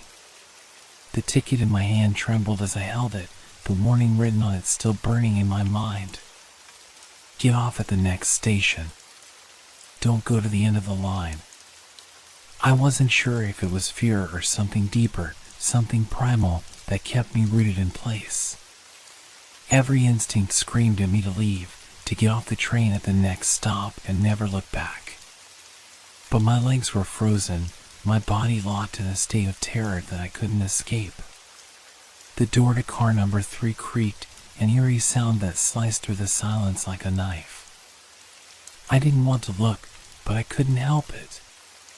My gaze slowly drifted towards it, and I saw it, there, in the shadowy corner of the car, the same figure from before, his tall, distorted form standing still, unmoving. He didn't speak. He didn't need to.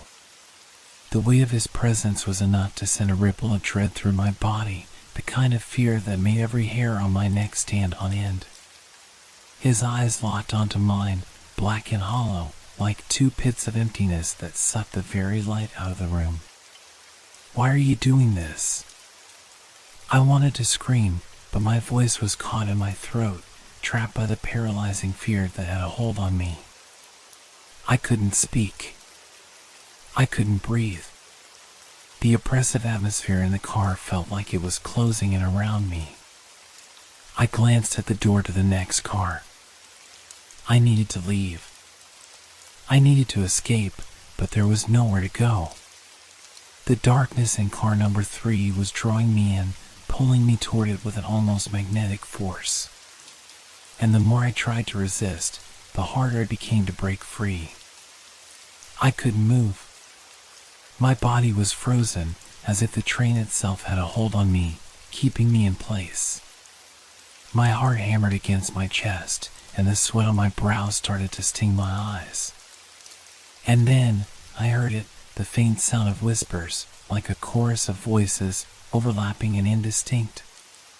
They filled the air, rising and falling in a rhythmic cadence, as though the very walls of the train were alive with them. The voices seemed to be coming from all around me, and they were calling to me. I couldn't make out the words, but the tone was unmistakable. It was a warning. A plea. Get off at the next station. The voice was clearer now, not from the ticket, but from somewhere else. Somewhere far away. My eyes flickered back to the door, the figure still standing there, motionless. But something had changed. He wasn't alone anymore. I saw movement, a flicker of something, a blur in the darkness, just beyond his reach. A second figure, smaller, more human. It was a woman. I could make out the shape of her face, pale and distorted, her eyes wide with terror. Her mouth moved, but no sound came out. She was trapped, just like me, her gaze locked on the figure before her. Then, with a shock, I realized who she was. It was the woman from the ticket booth, the attendant. The same one who had given me my ticket earlier, who had smiled at me as if nothing was wrong.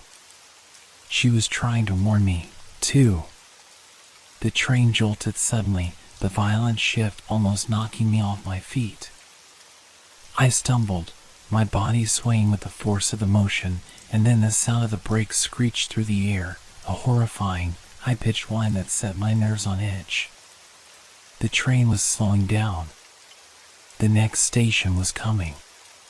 But as the lights flickered, the figure in the shadows, now accompanied by the woman, began to move. Slowly, deliberately, they started to approach me.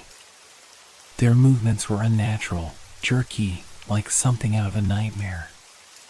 The figure, tall and looming, reached out with one long, bony hand, fingers stretching impossibly long. And the woman, her face now frozen in a mask of terror, started to inch closer, her mouth moving silently as if she were trying to scream. I couldn't take it anymore. My legs gave out from under me, and I dropped to the floor, scrambling to get away, to find something, anything that would protect me. My mind raced with frantic thoughts, but the only thing that filled the space around me was that cold, suffocating darkness. Get off the train. The voice in my mind was louder now, clearer, more insistent. I forced myself to stand, stumbling towards the door, pushing past the wall of terror that seemed to close in on me from all sides. I didn't look back. I couldn't. I reached the door, my hands trembling as I gripped the cold handle. The moment I touched it, the lights flickered once more, and for a split second, I saw it, a shadowy figure standing behind me in the reflection of the glass. With a cry, I yanked the door open and stepped into the next car, away from them, away from the nightmare that had taken hold of this train. The air was thick with tension, and I could still hear the whispers, now louder, louder than ever, calling me. The train came to a screeching halt just as I stumbled into the next car. The doors slammed shut behind me with an ominous thud. I looked out the window as the train slowed to a stop, but all I saw was the empty, desolate station. No one waiting. No one in sight. And then, as if the train had swallowed it all, the figure from car number 3, both of them, vanished into the night, their forms dissolving like smoke. The darkness outside stretched endlessly, and I realized, too late, that I had not escaped them at all. The whispers were still there, echoing in my mind. You shouldn't have opened the door. And with that, the train started moving again, pulling away into the abyss.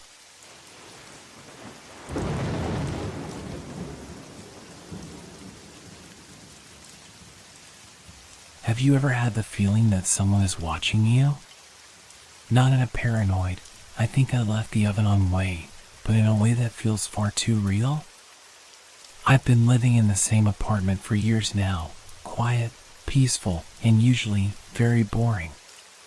But lately, something has been making it harder to sleep at night. I live on the 3rd floor of a nondescript building in the heart of the city. My apartment is nice, not too big, but comfortable enough for just me. Nothing special. Nothing out of the ordinary, until now. It started about 2 weeks ago. I was sitting on the couch, reading a book in the dim light of the evening, when I noticed it. The light in the apartment across the hall was on. It's strange because that apartment has been vacant for as long as I can remember. When I first moved in, I was told the tenant had moved out, and that the place was being kept vacant for sale. I shrugged it off at first. Maybe the building manager was showing it to someone, or maybe a maintenance worker was in there, checking the plumbing or something. But as the days passed, I noticed that the light in that apartment was on every single night. Same time. Same spot in the window. It wasn't even like a lamp on a timer or a flickering light bulb. It was a steady, bright glow. It was deliberate. At first, I tried to ignore it. I convinced myself that there had to be a simple explanation. But the more I watched, the more uneasy I became. I couldn't remember the last time I had seen anyone enter or leave that apartment. The hallway outside my door was always quiet, too. So who was turning on that light? The next time I saw it, I finally decided to ask the building manager. He was an older man, short and stocky with a thick mustache. He was always friendly, always ready with a smile. He lived in the building, and I had many conversations with him over the years, mostly about rent or maintenance requests. But today, something about his expression seemed off as I brought up the strange light. "Are you sure?" he asked, glancing at me like he didn't believe what I was saying. "Positive. I see it every night," I replied. "It's always the same. Same window. Same time." The building manager hesitated. "That apartment's been vacant for years," he said slowly. "No one has been in there. Not since the last tenants moved out." I frowned. "So, no one's living there?" "Nope." He shook his head, still staring at me with that unreadable look. "Empty for a while now. Not even on the market anymore, actually. Just sitting there." I felt a cold shiver run down my spine. The idea that the light had been on for weeks in a vacant apartment didn't make sense. "What about maintenance?" I asked, trying to keep my voice steady. "Could someone be coming in to check things?" He shook his head again. "No one's been in there. We've had no work orders for that apartment. Nothing for a long time." I nodded, trying to mask the discomfort that was creeping over me. "Okay. Thanks, anyway." The moment I turned away, a sense of unease washed over me. What was going on? Who was turning on that light every night if no one was in the apartment? That evening, I stayed up later than usual, watching the building across the hall. Sure enough, just like every other night, the light flickered on in that same window. I stared at it for what felt like hours, trying to convince myself it was nothing. But something was wrong. The air felt thick with tension, and I couldn't shake the feeling that someone was inside that apartment. Watching. Waiting. Around midnight, I heard a soft shuffle coming from the hallway. My heart skipped a beat as I turned toward the door, straining to hear. A faint scratching sound echoed from the other side of my door, and then a soft knock. I froze. It wasn't the building manager. It wasn't a maintenance worker. The knock was too quiet, too deliberate. My breath caught in my throat, and I hesitated before moving toward the door. Another knock. Louder this time. I slowly approached the door, pressing my ear against it. I held my breath, listening for any sound from the other side. But there was nothing. No one was there. My mind raced as I backed away from the door, my pulse racing in my chest. Then, the light in the apartment across the hall flickered off. The hallway went dark. For a moment, I felt a strange sense of relief. But as I stepped back into the living room, I heard a soft rustling sound, like someone was shifting around just outside my window. I slowly drew the curtains aside and looked out into the night. Nothing. No one.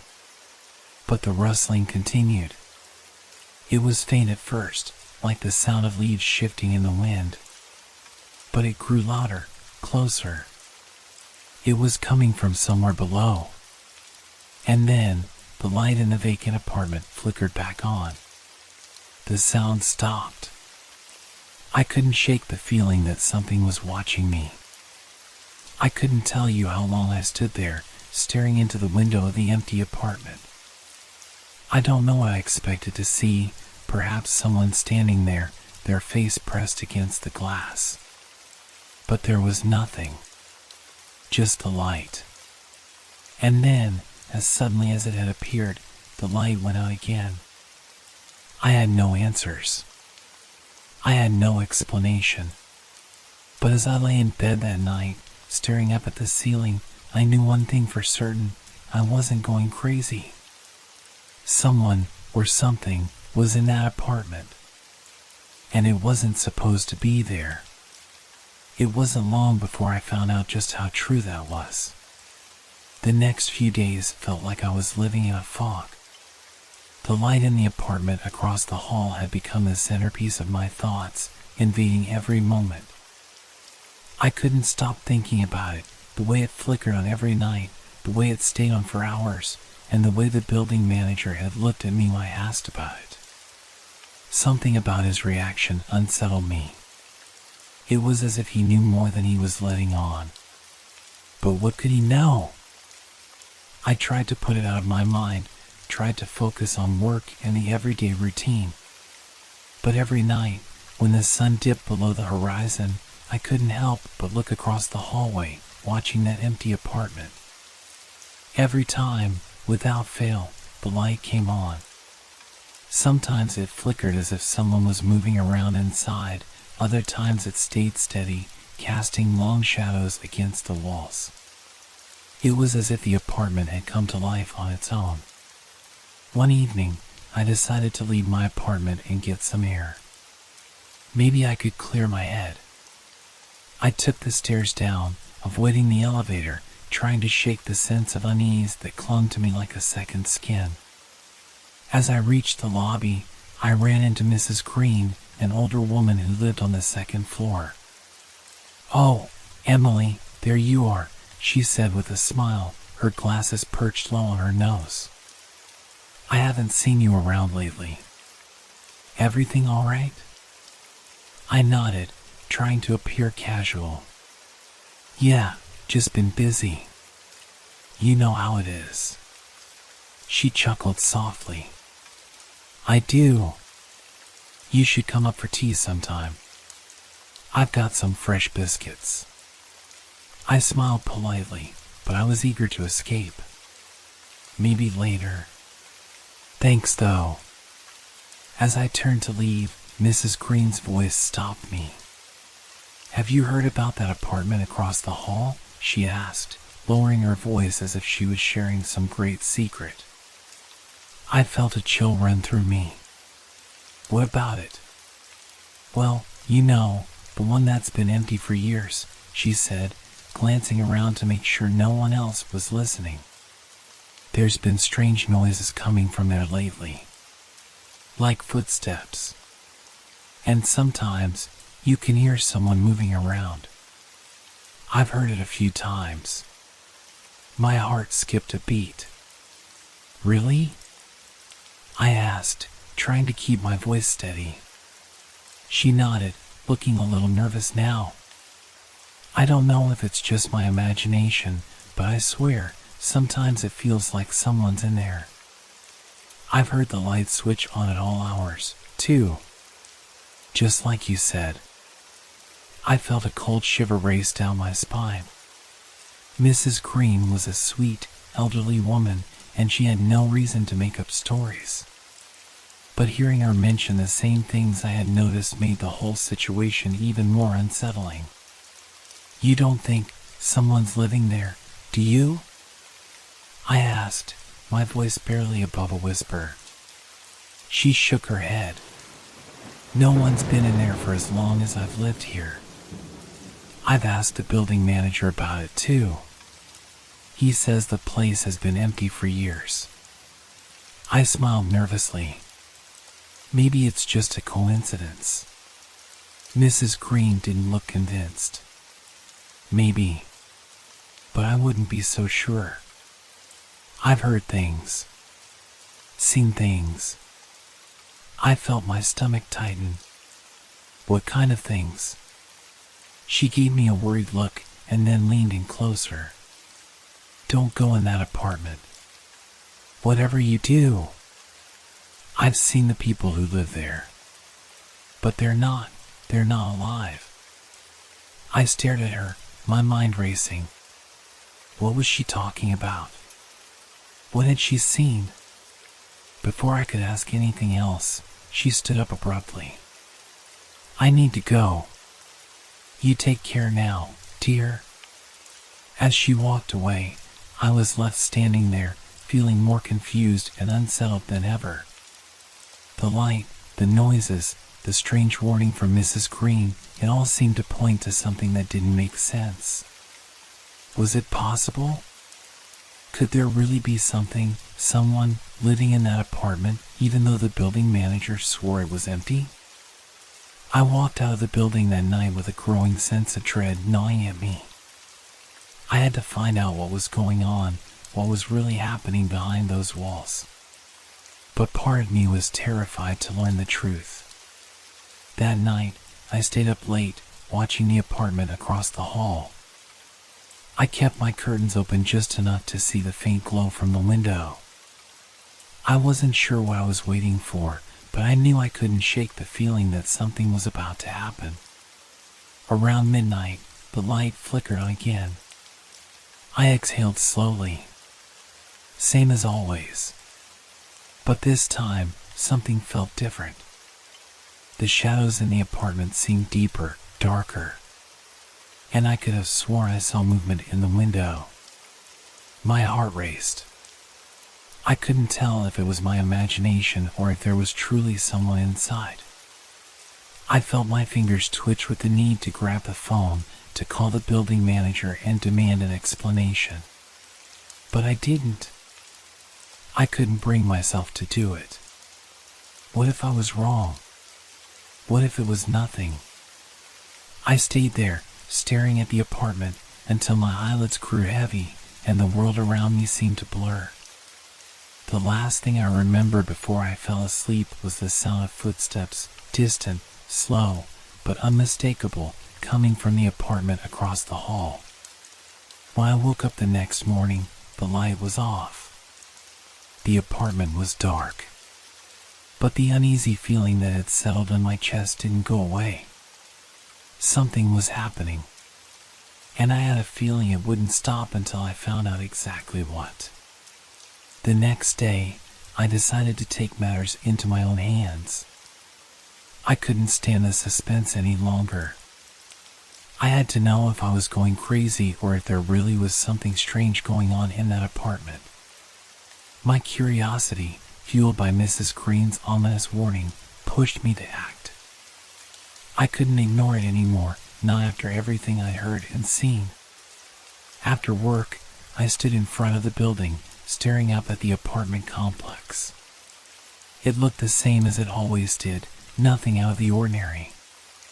But the nagging feeling inside me wouldn't go away. I had to know the truth. And I had to find it for myself. I decided to confront the building manager again. I hadn't spoken to him in a few days, and I was determined to get more information, more than he had given me before. I needed to know if he had been lying or if he simply didn't know the whole story. His earlier response had been far too casual, as if he wasn't taking my concerns seriously. I pushed open the door to the office and stepped inside.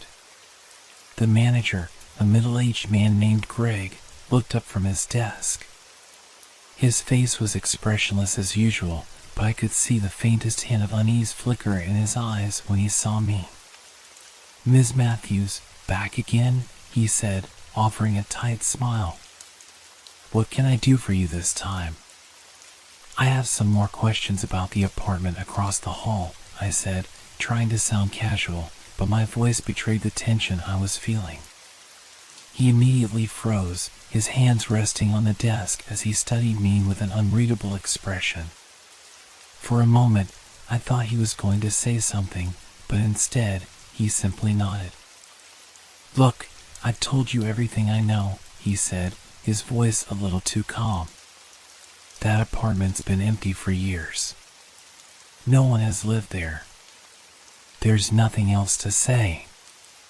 I didn't buy it. I leaned in, trying to press him. "But I've been hearing things. The light. The footsteps. Mrs. Green mentioned it too. Greg's expression darkened. His fingers tightened around the pen in his hand, and for a second, I saw something in his eyes, a flash of fear. It was enough to make my heart skip a beat. Mrs. Green is an old woman with an active imagination, he said quickly, his voice a little too fast, a little too defensive. There's nothing in that apartment. Trust me. I wasn't convinced. What about the light? The noise? He hesitated. His lips parted as if he was about to say something but stopped himself. For a long moment, there was silence between us, and in that silence, I could feel the tension building. He knew something, and I could tell he was holding back. Finally, he sighed, lowering his gaze. Look, you've been living here long enough to know the building's not in the best shape. Things happen. Pipes leak, lights flicker, wires short circuit. It's an old building. Nothing more to it. I studied him closely, searching for any hint of sincerity, but his face remained impassive.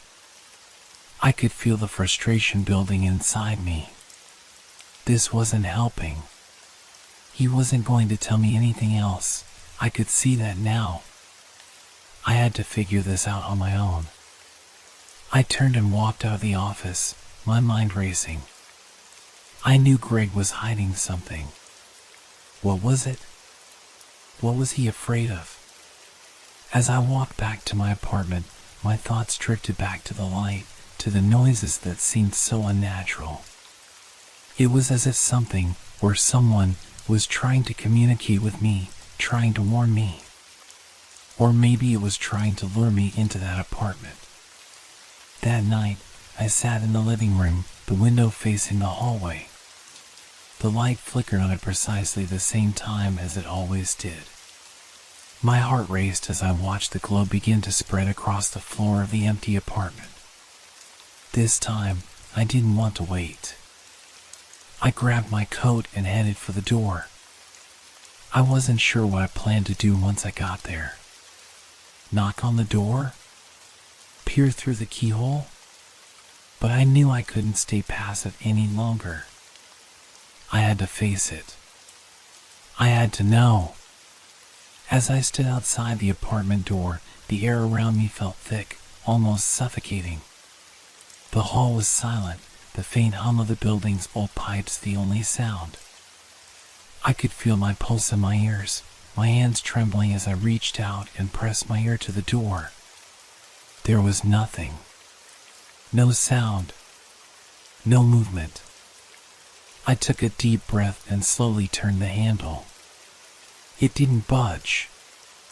I tried again, harder this time. It was locked. Reluctantly, I stepped back. What now? I could feel the weight of the silence pressing in on me. For a moment, I considered calling Greg again, or maybe the police, but something in the back of my mind told me it wouldn't help. This was something different. Something that couldn't be explained. The light across the hall flickered again. The shadows in the apartment seemed to stretch and twist unnaturally. My breath caught in my throat as I realized there was something more. Something inside. Something that didn't want me to know. I turned and walked back to my apartment, my mind whirling with unanswered questions and a growing sense of dread. The apartment across the hall was hiding something I wasn't meant to see. And no matter how hard I tried to ignore it, I knew the answers were out of my reach. For now. But I couldn't shake the feeling that whatever was in that apartment was slowly closing in on me. The days that followed blurred together in a haze of anxiety. I couldn't shake the feeling that I was being watched, that something in the building was waiting for me to make the next move. The flickering light across the hall had become a constant presence in my life, always there, always reminding me of the mystery that still loomed. And every time I passed that apartment, I felt a chill creeping down my spine. I couldn't avoid it anymore. The building manager's warnings and the flickering lights were just the surface of something much darker, and the more I tried to ignore it, the more the building seemed to be drawing me in. It was late one night when I finally gave in. I couldn't stay away from that apartment any longer. The temptation had become unbearable. I had to find out what was happening. Even though my rational mind told me to back off, my curiosity, no, my obsession, drove me forward. I waited until the entire building had settled into silence. The hallway lights hummed softly, casting long shadows across the worn carpet. The apartment across the hall was dark now. The light that had been glowing brightly just a few moments ago had disappeared.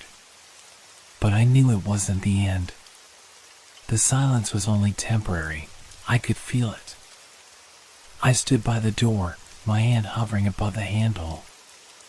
I wasn't sure what I expected to find, but I knew I had to know. Slowly, I turned the knob. It creaked in protest, and I froze, my heart pounding in my chest.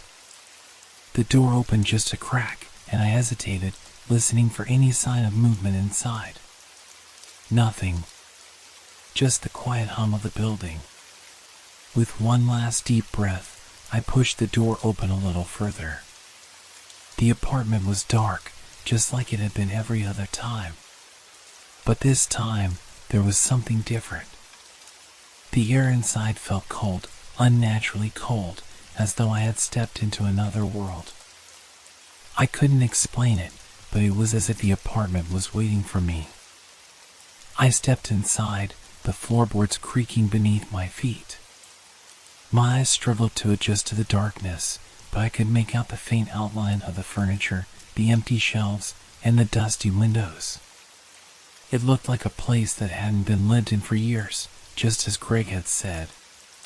Yet, I felt a presence in the room, something intangible but undeniable.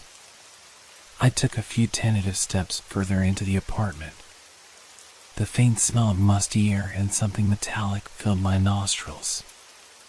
I shivered as I moved deeper into the darkness, my every step echoing in the silence. Then, I heard it, the faintest sound, like a whisper, just out of reach. It sent a shiver down my spine. I stopped dead in my tracks, straining to hear. There it was again, a soft murmur, almost too quiet to discern. My pulse quickened, and I fought the urge to turn around and run. But my feet were frozen to the spot. It was as if the room was pulling me in, urging me to stay. And then I saw it. In the corner of the room, just barely illuminated by the dim light from the hallway, there was a figure. It was a shadow at first, indistinct and barely noticeable.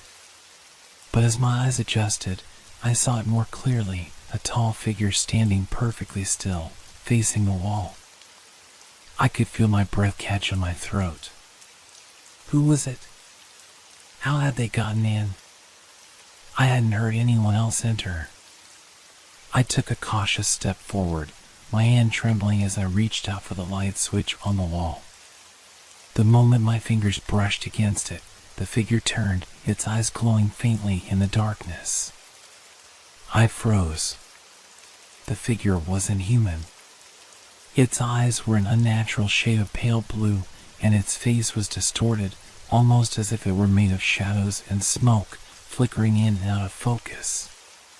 My heart raced, and I stumbled back, my breath catching in my chest. I couldn't understand what I was seeing. It didn't make sense. The figure didn't move, but it didn't need to. Its gaze was enough to send terror flooding through my veins. My mind screamed at me to run, but my body refused to obey. The whispering sound grew louder, like a distant chant, rising in pitch. I felt the temperature drop even further, the coldness creeping into my bones. The shadows in the room seemed to grow, swirling around me like they were alive, closing in on me. I turned and fled from the apartment, my heart hammering in my chest. I slammed the door shut behind me, panting as I backed away down the hallway. But even as I ran, I could still feel the weight of that presence, like a shadow following me. I didn't stop until I was back in my apartment, the door locked tightly behind me. I collapsed against the wall, struggling to catch my breath. My mind was a blur of confusion and fear. What had I seen? What was that thing? I couldn't stop shaking. I wanted to tell someone, but who would believe me? Greg? Mrs. Green? No one would take me seriously. And yet, I knew what I had seen. That figure, those eyes, whatever it was real. And it was in the apartment across the hall. I couldn't stay here anymore. But where could I go? The building, the apartment, it was as if I were trapped, like something had drawn me into its web, and now there was no escaping it. I lay in bed, my mind racing, but sleep wouldn't come. The image of those eyes, those shadows, haunted me in the darkness. I knew I couldn't keep running from it. But I also knew that whatever was in that apartment wasn't done with me yet. It was only a matter of time before it came for me again. The night passed in an endless cycle of fearful thoughts, but when morning finally came, I couldn't bring myself to leave the apartment. Every part of me screamed to get out, to run far away from this building, but I couldn't. Something kept me here, bound to this place by an invisible force. I wasn't sure whether it was curiosity or terror, but I couldn't ignore it anymore. I had to know what was happening. I sat in my living room, staring at the hallway, my heart still racing from the events of the previous night. I glanced at the clock, just past 10 in the morning. It was the perfect time to confront Greg. I needed answers, no more hiding, no more second guessing. I wasn't leaving until I understood what was going on. I knocked on his door, my knuckles trembling as I did. It opened almost immediately, and there stood Greg, looking unusually calm, almost distant. "Hey, Greg," I said, my voice shaking. "We need to talk." He nodded but didn't say anything as he stepped aside, allowing me to enter. The apartment was just as ordinary as the last time I had been here, but this time it felt different. The air was heavier, thick with something unspoken, as though the walls were closing in on us. I sat down on the couch, my eyes scanning the room, waiting for Greg to sit across from me. He didn't. Instead, he stood by the window, staring out into the street. "Greg, I started, but my words died in my throat." He turned to me suddenly, and his face was strange. He was smiling, but it wasn't the warm, friendly smile I knew. It was forced, almost as if he was trying to mask something. "I know what you saw," he said, his voice low and steady. My heart skipped a beat. "What do you mean? What's happening here, Greg?" "The apartment across the hall, there's something wrong with it." I faltered, the words feeling wrong as I spoke them aloud. Greg didn't interrupt. He just nodded, his expression unreadable. "That apartment," he began, "hasn't been lived in for years. No one stayed there, but it's not empty. It never has been." I swallowed hard, my throat dry. "What does that mean? Why does it look like someone's been turning the light on every night?" He walked over to the door, staring at it for a long moment, as if lost in thought. "It's been like this for a while," he murmured. "But it wasn't always this way. You see, when people move into this building, they're given the choice. Either you stay in a room like yours, or you take the one across the hall." His voice trailed off, and he looked at me with an expression that was almost pitying. The ones who take the room across the hall don't usually come back. I stared at him, feeling the blood drain from my face. What do you mean don't come back? What's in that apartment? Greg sighed, looking weary. The thing is, people don't always leave the way they're supposed to. Sometimes, they just vanish. And the thing about that apartment is, it doesn't like to be empty. It pulls people in, traps them, and keeps them there. I could feel the walls of the room closing in on me. I wanted to leave. I wanted to run. But I couldn't. My body felt frozen, as if Greg's words had anchored me to the spot. Why didn't you tell me this before? I whispered, a tear slipping down my cheek. Greg's expression softened, but it was still strained. I couldn't. It's not something you tell someone who's new to the building. No one ever believes it until it happens to them. And I didn't want to drag you into this. But I saw it. I saw the figure in the apartment. I saw those eyes, those things, I said, my voice breaking. Greg's face darkened.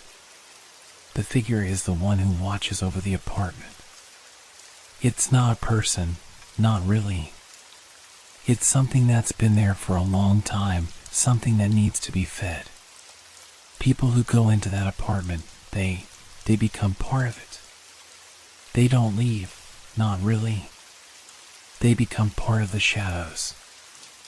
I felt my stomach churn, nausea rising within me. But I don't understand. Why? Why me? Why now? Greg looked at me, his eyes full of sorrow. Because it's always waiting for the next person. And once it has you, it doesn't let go. I stood up abruptly, feeling dizzy. I can't stay here. I don't know what's going on, but I can't. I felt the panic rise in my chest, my breath coming in short gasps. Greg held up a hand. Listen to me. You can leave, but you'll never truly escape. It will follow you. It's already inside you. What? I cried out, backing away from him. What are you talking about? What do you mean it's inside me? Greg's face softened, his eyes filled with something, almost like regret. I'm sorry. It's too late for you. It's already marked you. Just like the others. I backed away, my pulse racing. No, I'm leaving. I'm getting out of here. But Greg didn't move to stop me. He only stood there, silent, his gaze heavy with something unspoken. I ran out of his apartment, my heart pounding, but as I reached the hallway, I felt it. The cold. The dark presence. The shadow that had been waiting for me. It was behind me, closer now. I could hear it, feel it, moving, whispering. I didn't dare look back. I couldn't. I rushed down the stairs, not stopping until I reached the front door, but as I stepped into the sunlight, I realized I wasn't free. Not at all. The shadow was still with me, lurking just beyond the edges of my mind. And no matter how far I ran, I would never escape. Not truly. The neighbor who didn't exist would always be there, watching.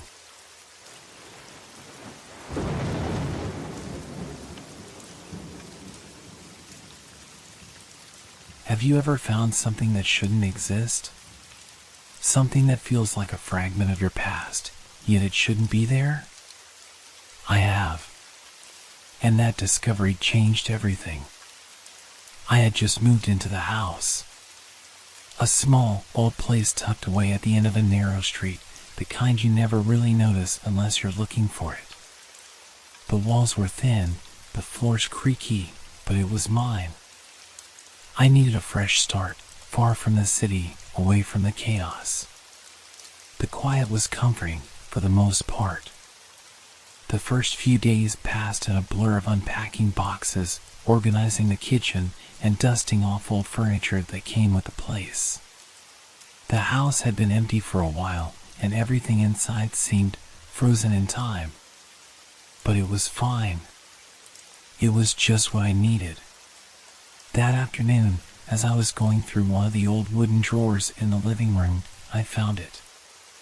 At the bottom of the box, hidden under a pile of dusty papers and forgotten knickknacks, was a small brass key.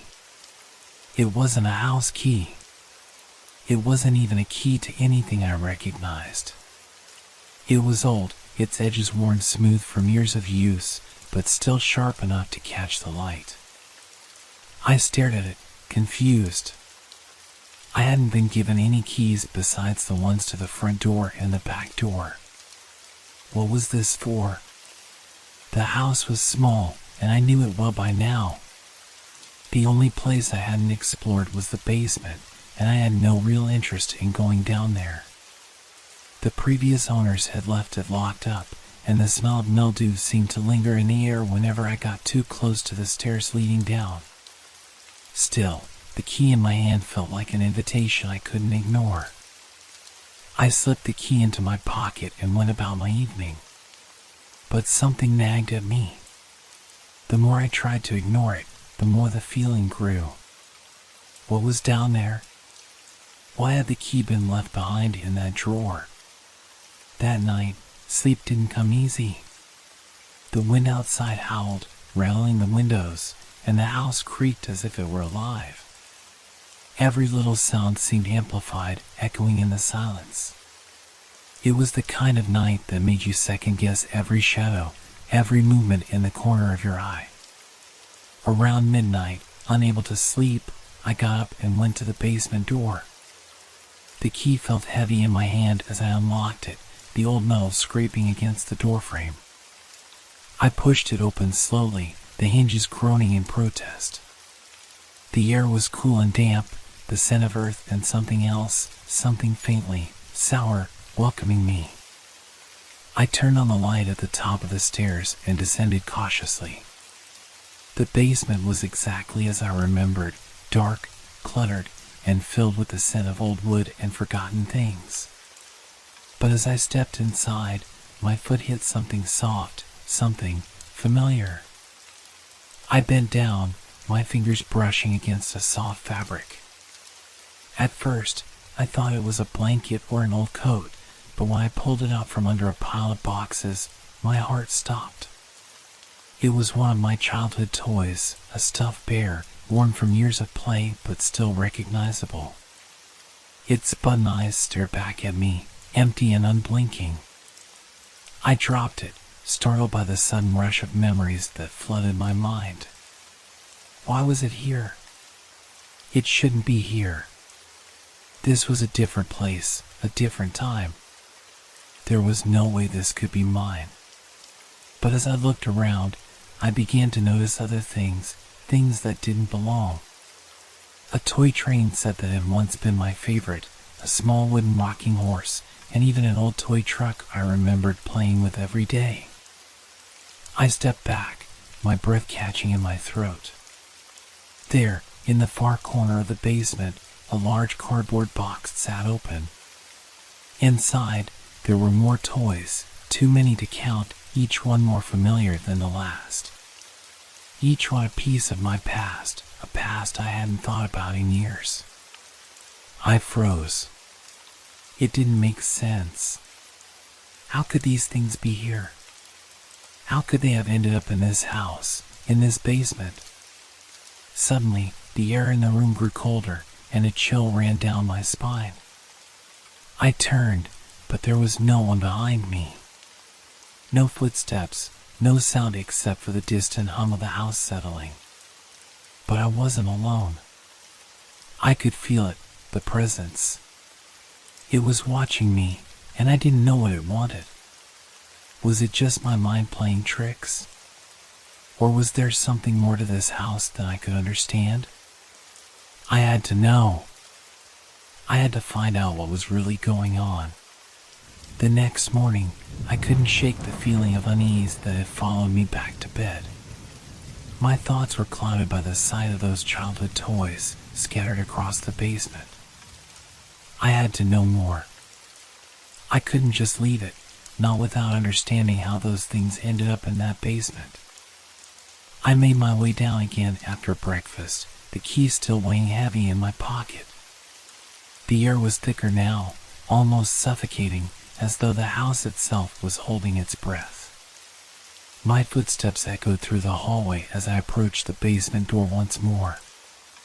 I wasn't sure why I was so drawn to it, but the basement had become a place I couldn't avoid, a place that now felt almost magnetic. I hesitated before stepping down the creaky stairs. The faint, musty smell hit me again, but this time something else was there, something off, something old and stale. I had hoped to find an explanation. A simple, logical answer. Maybe the previous owners had left some of their things behind, and my mind had made connections that weren't really there. But as I looked around the dimly lit basement, I felt the same heavy weight of unease from last night settle over me again. I didn't want to look at the toys, but my eyes were drawn to them as though they were silently begging me to remember. I crouched down next to the old bear, its button eyes still staring at me. The bear, it looked just like the one I had when I was a child. I could almost hear the laughter of my younger self, playing with it in my room, holding it close during storms. But the basement felt wrong. The toys weren't the comforting objects of nostalgia I'd imagined. They were off. Too real, too vivid, as though they had never truly been forgotten. As if they had waited for me. I reached out and touched the bear again, my fingers brushing against its warm fur. A strange shiver ran up my spine. I picked it up, holding it tightly, my grip tightening as a sudden, violent rush of memories hit me. Images flashed in my mind, my childhood home, the playroom, the feeling of security. And then, the emptiness. The moving away. The empty rooms. The loneliness. I had never seen those toys after I moved. I hadn't even thought about them. So why were they here now? Suddenly, there was a sound behind me. A soft, scraping noise. My heart skipped. I whipped around, but there was nothing but the piles of old furniture and boxes that cluttered the basement. Yet, I could feel it again. The presence. The feeling that I was being watched. It crept along the edges of my vision like a shadow just out of sight. I stood up quickly, my pulse racing. I didn't belong here. I had to leave. I backed away slowly, but then something caught my eye. In the far corner, barely visible beneath a tattered cloth, was a wooden chest. It wasn't there the day before. Or at least, I didn't remember it. I hesitated. Should I open it? What could possibly be inside? I had already found far more than I had expected. But something urged me forward. The same curiosity, the same need to understand what was happening. I walked toward the chest, my breath shallow and quick. The key. The same key that had led me to this place. It burned in my pocket as if it knew the answer was close. I pulled it out, the cold metal heavy in my hand. The lock on the chest looked old, rusted, but it still held firm. I inserted the key. It fit. With a soft click, the chest opened. Inside, there was a small, faded photo album. I flipped through it, my fingers trembling, my mind racing. There were pictures of me, or rather, of a child who looked like me. But the images were strange. Some were taken in places I didn't recognize, and others in settings that didn't match my memories. And scattered throughout the album were pictures of the same toys, my toys, arranged in odd ways, almost as if they were telling a story I didn't understand. The last picture in the album stopped me cold. It was a picture of the basement, but not the one I was standing in. No, this basement was older, more worn, and in the corner stood a small wooden chest. The one I had just opened. I stumbled back, dropping the album. My chest tightened. This was no coincidence. I wasn't alone here. And whatever, or whoever, had left these things behind, they were still here. I had to leave. But as I turned to rush up the stairs, I heard something faint behind me, a soft whisper, like the rustling of paper. The basement door slammed shut. I couldn't breathe. The sound of footsteps echoed in the darkness, drawing nearer. I froze. The footsteps grew louder, each step reverberating through the cold basement. I felt my body tense, every muscle screaming at me to move, to run, but my feet were glued to the floor. The air was thick, suffocating, as if the very walls were closing in around me. I couldn't see anything, yet the presence behind me was undeniable. The whisper continued, low and faint, like the rustling of leaves or the soft scratching of a pen against paper. It was coming from the far corner, the spot where I had found the chest. My heart raced, my breath shallow. I turned slowly, not daring to look back. My eyes scanned the room, searching for anything, any sign that would explain the noises. But there was nothing. The basement was still, save for the unnatural sound of the footsteps and that whisper, growing ever so slightly louder. I tried to reach for the door, but my hands were shaking too violently. I had to get out. I needed to get out before whatever it was found me. I took a step forward, but the ground felt wrong beneath me, like the floor had suddenly become unstable. The footsteps stopped. Silence. My heart pounded in my chest, and for a moment, I wondered if I had imagined it all. Maybe the house was just old, creaky. The noise, it could have been anything. I reached for the basement door again, my fingers grazing the handle. But before I could turn it, the whisper came again, closer this time, just behind me. Don't leave. My blood ran cold. It wasn't my mind playing tricks. The voice was real. And it wasn't mine. I whipped around, my pulse racing. There was still nothing. No figure, no shape, nothing but the empty space. I stood there, paralyzed, my breath coming in quick, shallow gasps. But then I saw it. In the corner of my eye, a shadow moved, shifting in the dim light. For a split second, I thought it was a trick of my mind, a figment of my imagination. But then it moved again. Slow. Methodical. It was real. I couldn't help myself. My body reacted before my mind could comprehend what I was seeing. I bolted for the stairs, my legs pumping furiously, desperate to escape the oppressive darkness of the basement. But as I reached the top of the stairs, the door slammed shut behind me with a deafening bang.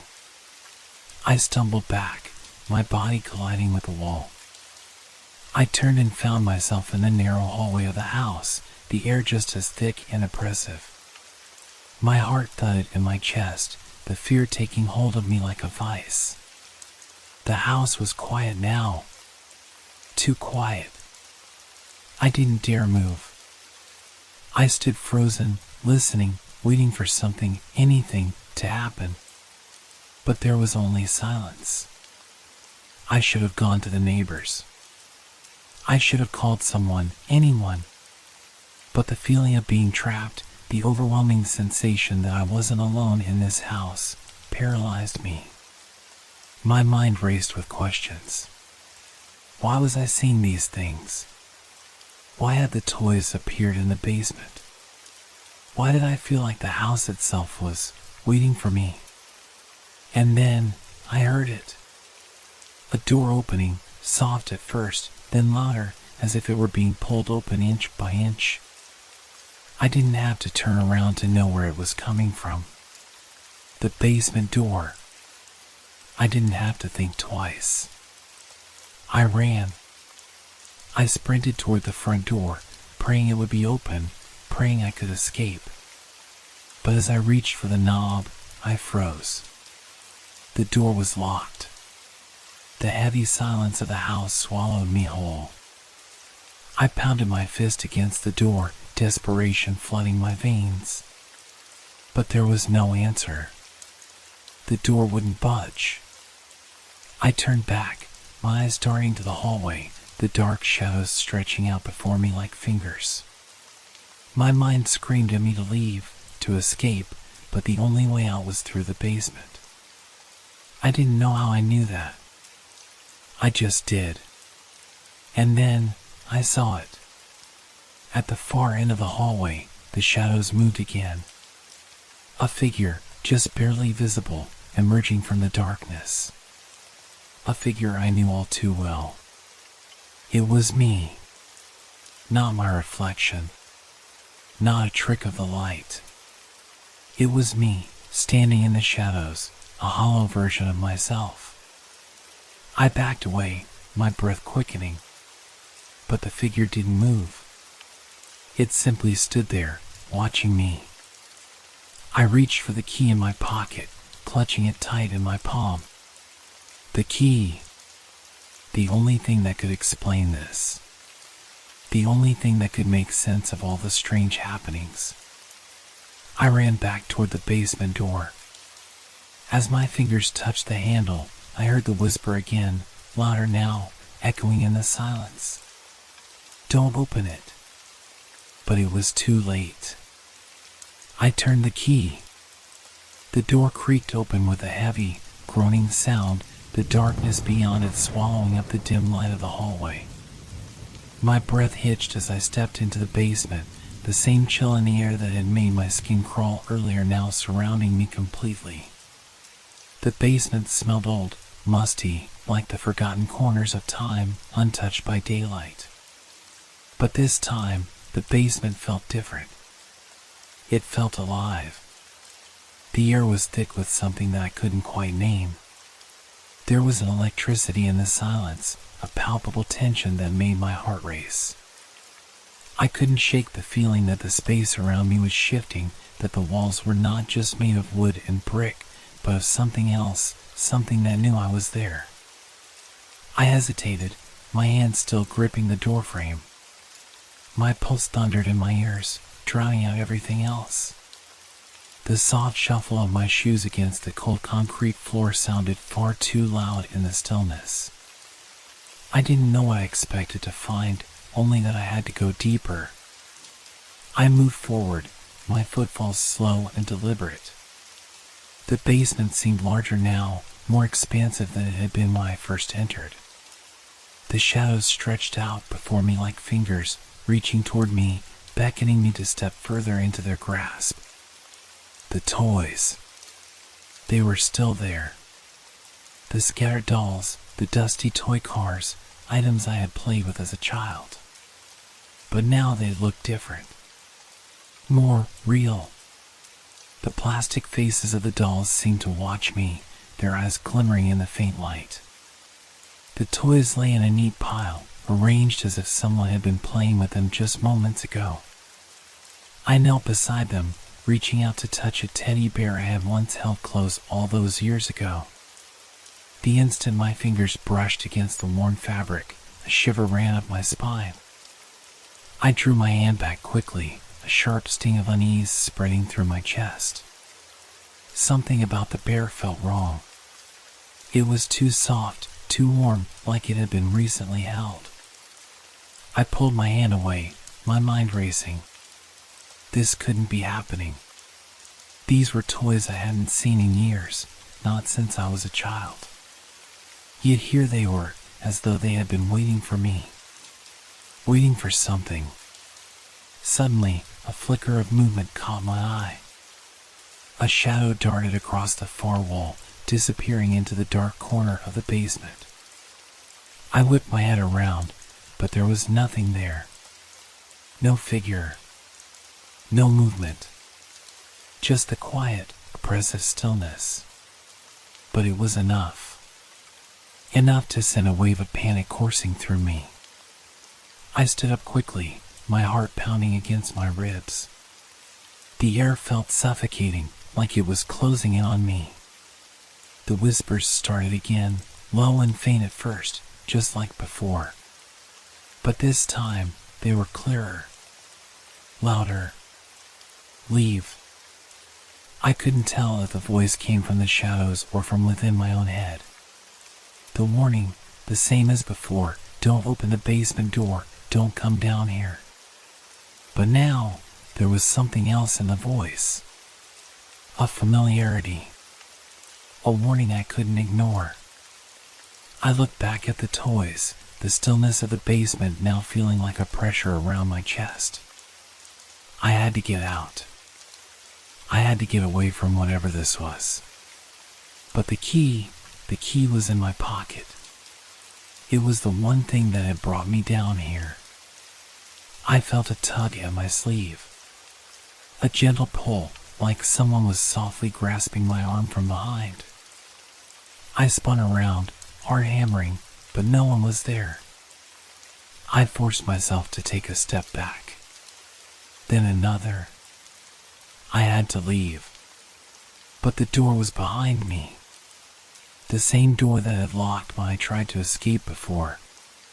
The whisper came again, this time louder, almost a shout. Don't. I turned, staring at the door to the basement. But now, something had changed. The door, once open, was now closed. Locked.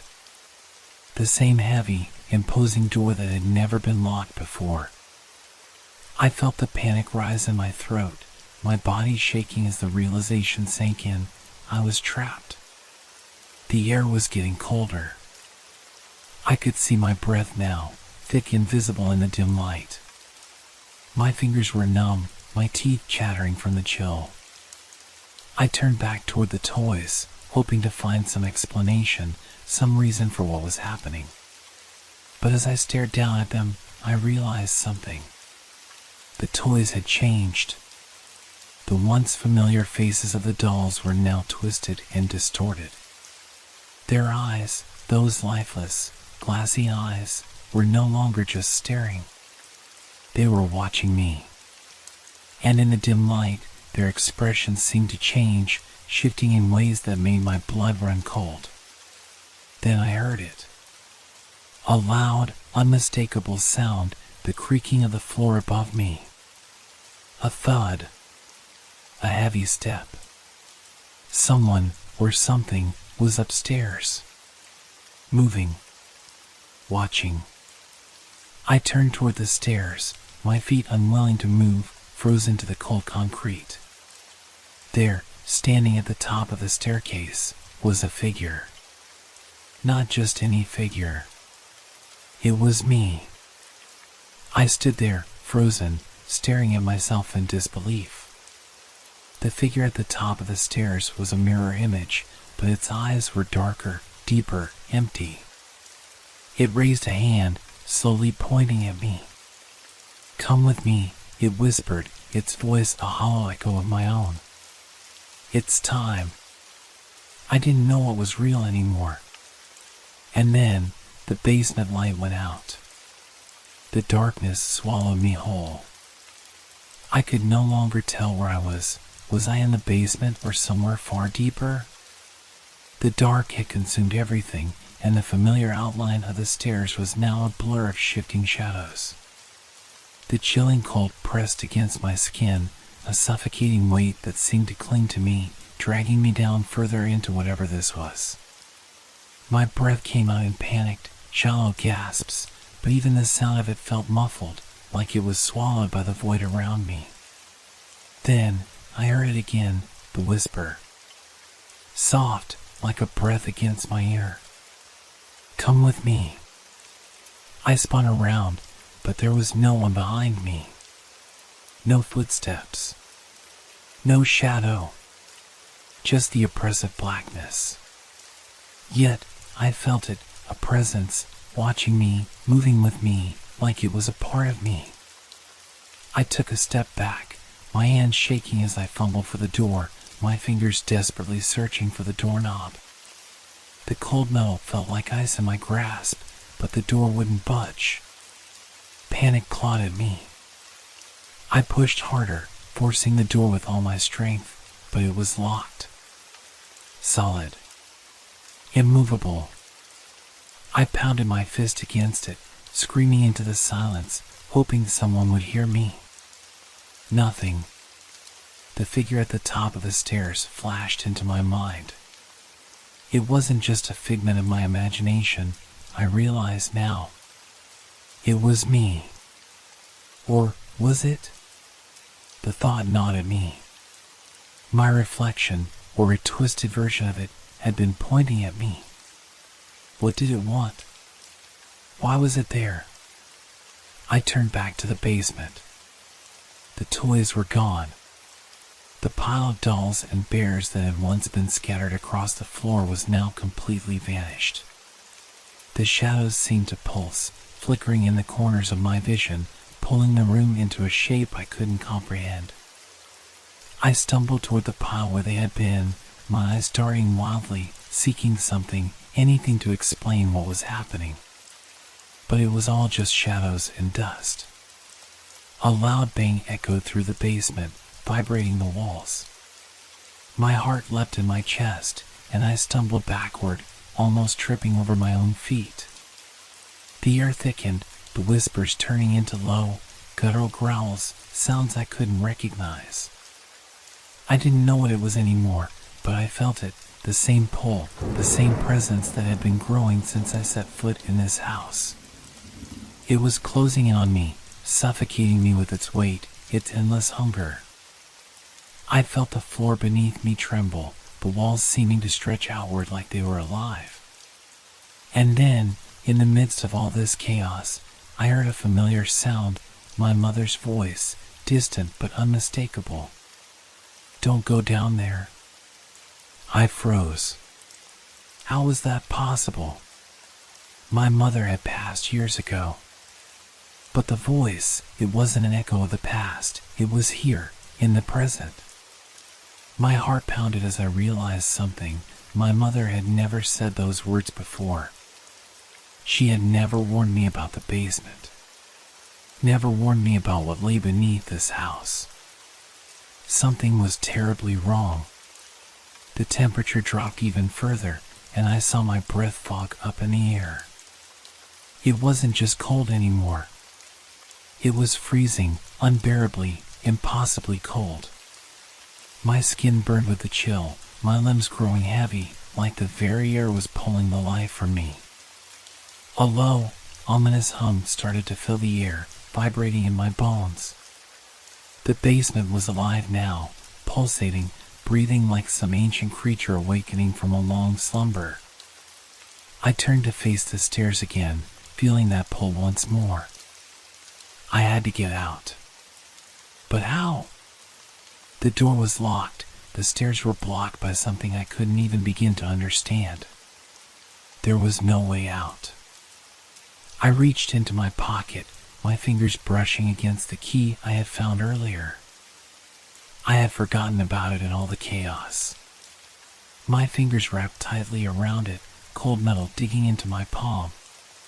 Was it the key to my escape, or the key to something worse?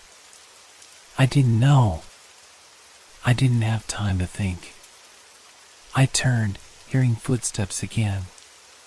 This time, they weren't the heavy, shuffling kind, they were light. Quick. Almost delicate. My heart skipped a beat. I wasn't alone down here. I had never been alone. And then I saw it. A flicker of movement in the corner of my eye, a shadow, dark and formless, like it was shifting between one world and the next. It moved toward me, and I instinctively stepped back.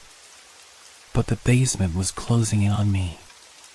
There was no space left. I raised the key in front of me, my fingers trembling as I held it out like a weapon, unsure of what it would unlock. The whispering grew louder, growing into an almost deafening roar. "Come back," it hissed. "It's your home." I felt the floor shift underfoot. The ground beneath me seemed to tremble, and in that instant, I realized something. This house, this basement, it was alive. It had always been alive. It had been waiting for me. Without thinking, I ran. I pushed the key into the lock of the basement door, my breath coming in ragged gasps, and twisted it. The lock clicked. I tore open the door, the light from the hallway pouring in like salvation. I bolted up the stairs, my heart slamming against my chest. Behind me, the basement door slammed shut with a deafening bang. I didn't look back. I didn't stop running until I was outside, the cool night air biting at my face, making me realize just how hot I had been. The key was still clutched tightly in my hand, but I didn't dare look at it. I just ran away from the house, away from whatever that thing was in the basement. I didn't stop. But even now, every night, when I close my eyes, I hear it whispering, calling, waiting for me to return. And I know it will never stop.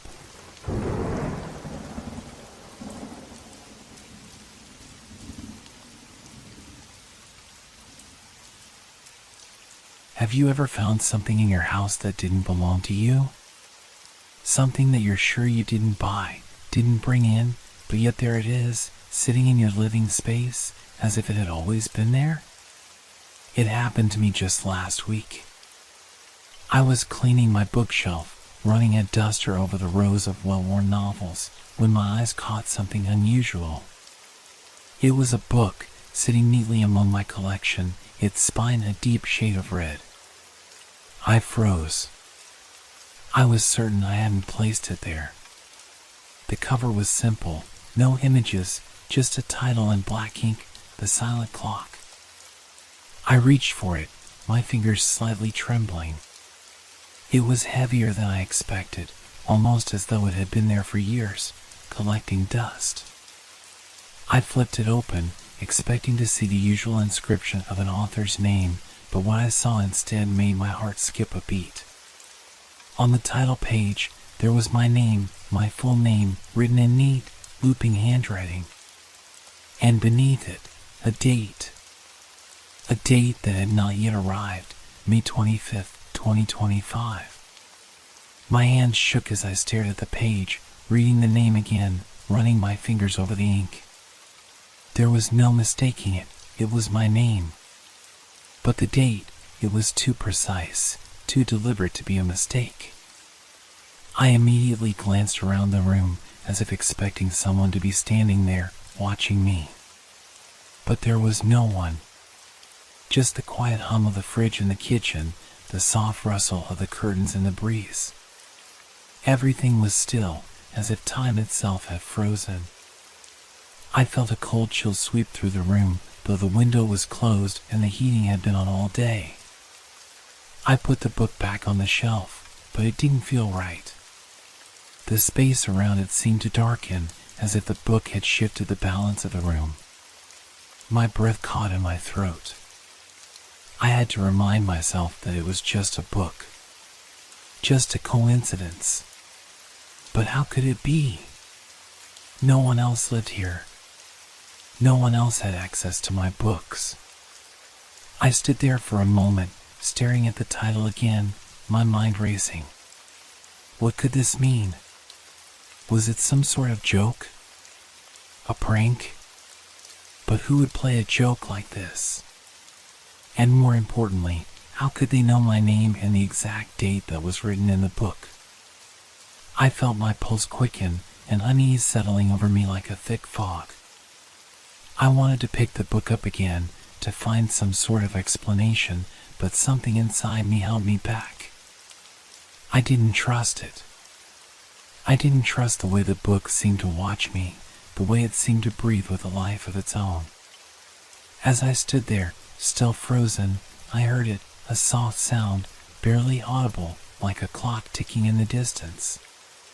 But no clock in my house had ever made such a noise. It was faint at first, but then it grew louder. A rhythmic ticking, as if the hands of time were moving faster than they should. I tried to shake off the feeling of dread that crept into my chest, but the ticking wouldn't stop. It echoed in my ears, growing louder until it felt like it was coming from inside my head. I looked at the book again, the red cover now looking darker, almost sinister. My fingers itched to open it, but I resisted. The date on the page, May 25th, 2025, was still staring at me. Was it some kind of warning? A prediction? I didn't know. But the more I stared at it, the more it felt like it was pulling me in, like it was part of something larger, something beyond my understanding. I felt a sudden urge to go outside, to take a breath of fresh air, to clear my mind. I had to step away from it, from the book. But even as I turned toward the door, I couldn't shake the feeling that the book was waiting for me. That it would always be there, quietly watching, until the time came. And then, I heard something else, soft footsteps, barely a shuffle, coming from the hallway. It was nothing, I told myself. It had to be nothing. Just my mind playing tricks on me. I took a deep breath, trying to calm myself. But as I turned the handle of the door, the footsteps stopped. And I knew, then, that this was only the beginning. I froze at the sound, my hand still gripping the door handle. The air around me felt dense, almost suffocating. My heart hammered in my chest as I listened intently, waiting for the sound to come again. But it didn't. The silence in the hallway stretched, thick and oppressive, as if the house itself was holding its breath. I pushed the door open, stepping out into the quiet hallway. The old wooden floor creaked beneath my feet as I moved slowly, almost cautiously, toward the source of the noise. The house was still, no sign of anyone, nothing out of place. Just the familiar, mundane surroundings. But that feeling of being watched didn't go away. I could feel it, prickling at the back of my neck, my skin crawling with unease. I glanced around the corner of the hallway, expecting to see someone, but there was nothing there. No sign of life, no shadow moving, just a dim light from the hallway lamp casting long, faint shadows on the walls. I couldn't shake the feeling that I wasn't alone. The footsteps. I had definitely heard them. But who or what could have been walking in my house when no one was supposed to be here? I turned back, my gaze instinctively darting to the bookshelf at the end of the hallway. There it was, sitting innocently as before, the book. It almost seemed to glow in the faint light of the hallway, its red cover now looking even darker, as if it had absorbed the very darkness around it. I walked back into the living room, my steps hurried now, my thoughts racing. I tried to steady my breath, trying to shake the feeling that something was very wrong. I looked at the book once again. The Silent Clock, the title that had haunted me since I first laid eyes on it. The date on the title page, May 25th, 2025, loomed in my mind like a countdown to something. But to what? I reached out again, this time picking the book up more carefully.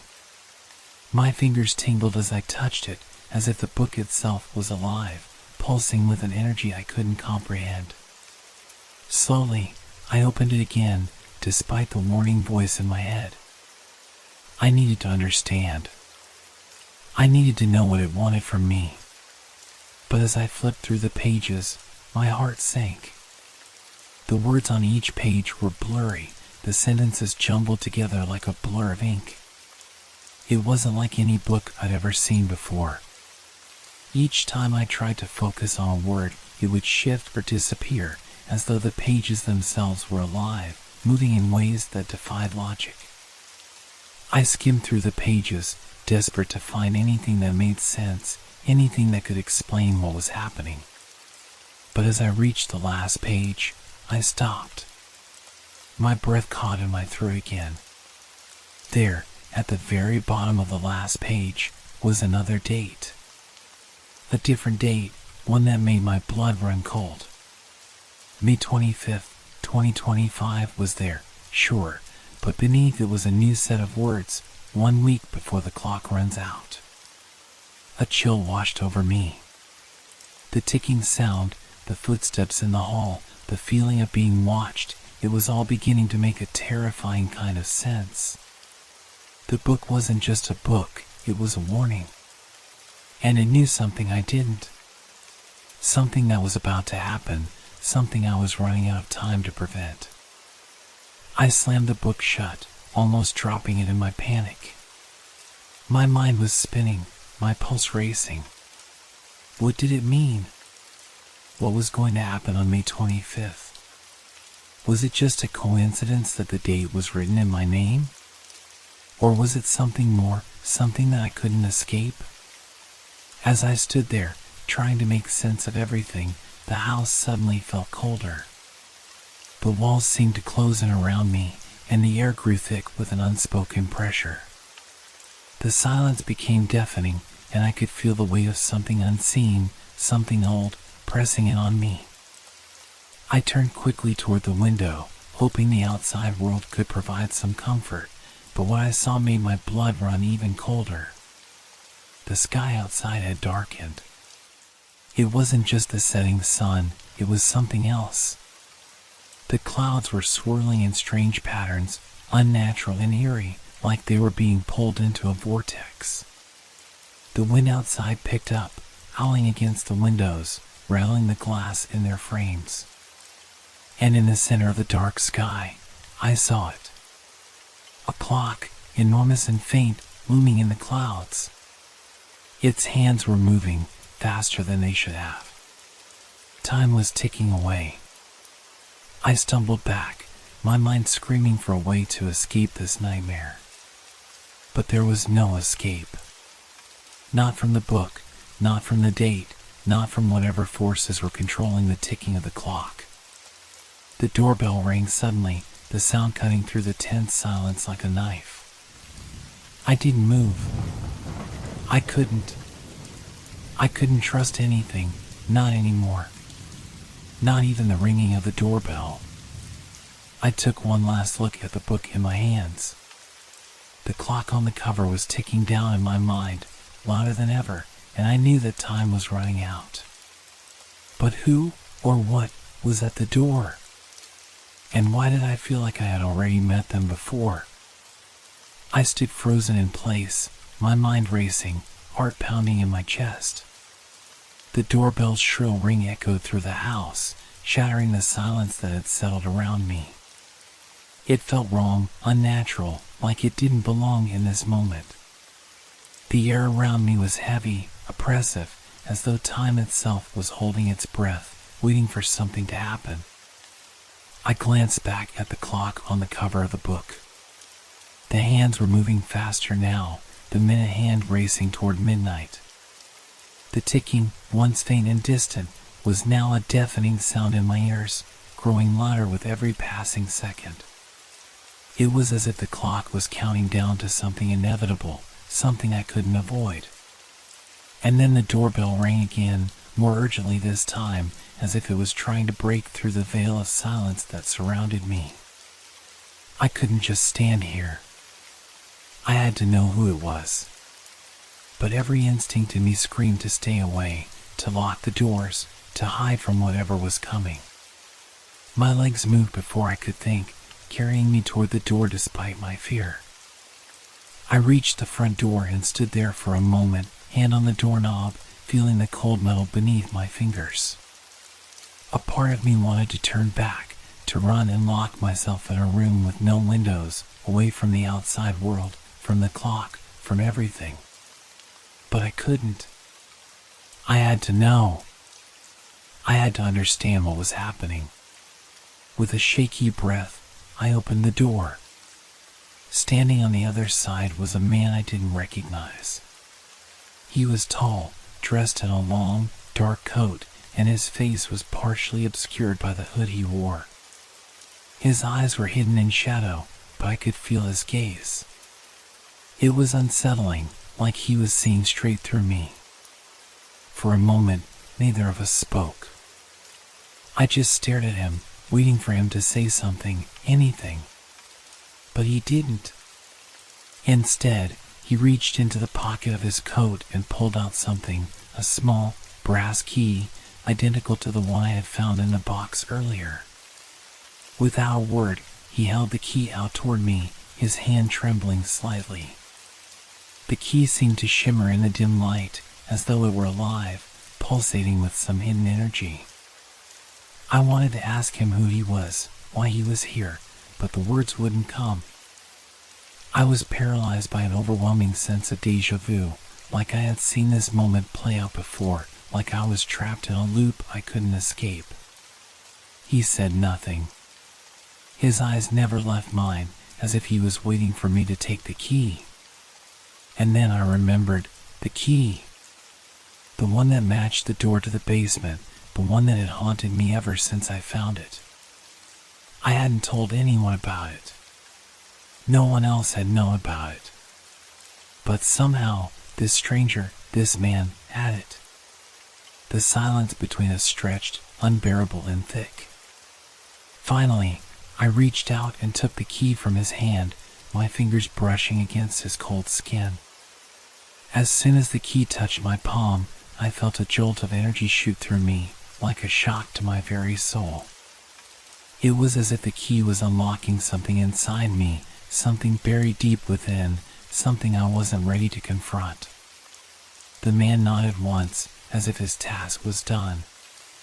Without another word, he turned and walked away, his steps silent on the porch, vanishing into the night like a shadow. I stood there for a long moment, the key still clutched tightly in my hand. I closed the door slowly, locking it behind me, as the sound of his footsteps faded into the distance. The ticking of the clock in my mind was louder now, almost deafening, as if it was counting down to something I couldn't escape. I looked down at the key in my hand. It felt heavier than it should, as if it carried the weight of something immense. Something that I was now bound to. I knew then that I couldn't ignore it any longer. The basement. The clock. The book. Everything was leading me to that door. I had no choice. I had to go down there. But the question that lingered in my mind was this: what would I find when I opened it? And would I be ready to face whatever waited inside? The night was suffocatingly quiet as I stood there, holding the key in my hand. The air felt thick, charged with something unspoken, something I could feel pressing against my chest, making it hard to breathe. I had never felt such an overwhelming sense of foreboding in my life. The house seemed alive, each creak and groan of the floorboards magnified, echoing through the silence like a warning. I couldn't ignore it anymore. My heart raced as I glanced down the hallway toward the basement door, the one I had never thought to open before. Now, though, it was the only thing that mattered. The key felt cold in my hand, almost as if it were alive, as if it were calling to me. The book, the one I had found on the shelf, the one with my name on the cover, flashed in my mind. The strange date written on the title page. The man with the brass key. Everything had led to this moment, and there was no turning back now. I moved down the hall, each step deliberate but hesitant. The wooden floor creaked beneath me, an almost accusatory sound in the otherwise still house. The door to the basement loomed ahead, a dark, unwelcoming presence. I could hear the faintest whisper of something beyond it, something I couldn't place. Was it the wind? Or something more sinister? I reached the door and stopped. The key burned in my palm, almost as if it were searing into my skin, urging me to open the door. I hesitated, my mind racing with questions. What was down there? Why had I been chosen to find the key? And why did it feel as though my entire life had been leading me to this point? Taking a deep breath, I inserted the key into the lock. The mechanism turned with a soft click, and the door creaked open as if reluctant to reveal its secrets. I stepped inside, the faintest light from the hallway spilling into the dark basement, casting long, unsettling shadows on the walls. The air was thick and musty, the scent of dust and mildew filling my nostrils. The stairs creaked beneath my feet as I descended, each step echoing in the empty space. The basement was vast, far larger than I had imagined, stretching out into darkness. I could barely make out the outline of old furniture piled up in the corners, the remnants of something forgotten. But it wasn't the furniture that made my blood run cold. As I ventured deeper into the basement, I noticed something strange, something that made my heart stop in my chest. There, in the farthest corner of the room, was a small wooden chest. It was old, its surface worn with time, but what caught my attention was the symbol etched into its lid. It was familiar, like something I had seen before, though I couldn't place where. I took a step toward it, my body trembling with anticipation and fear. The chest seemed to beckon me, and I couldn't resist. I reached down, my hand shaking, and lifted the heavy lid. Inside was a collection of objects, pieces of a life that didn't belong to me, but that I knew all too well. Old, worn-out toys, their paint chipped and faded. A small doll, her eyes cracked, staring up at me with an eerie, empty gaze. And at the very top, something that made my breath catch in my throat, a photograph, yellowed with age, its edges frayed. The picture was of a child, a boy with dark hair, sitting in front of a small wooden house. His eyes, wide with innocence, seemed to be looking directly at me. But it was not the boy in the photograph that sent a chill down my spine. It was the house. The small wooden house in the picture was the same one I had grown up in. The one I had left behind years ago. The very house I had thought was lost to time. I stumbled back, my heart pounding in my chest. My mind spun as I tried to make sense of what I was seeing.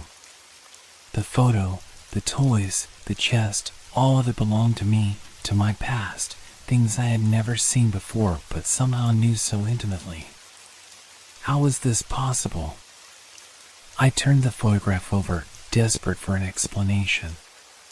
There, scrawled in delicate handwriting, was a date, December 15th, 2025. The same date written in the book on my shelf.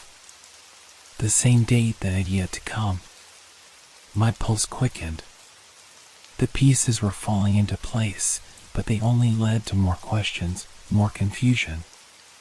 How could the basement hold these remnants of my past, things I had left behind so long ago? How could they have come back? And what was the connection to the book, the key, the man who had appeared at my door?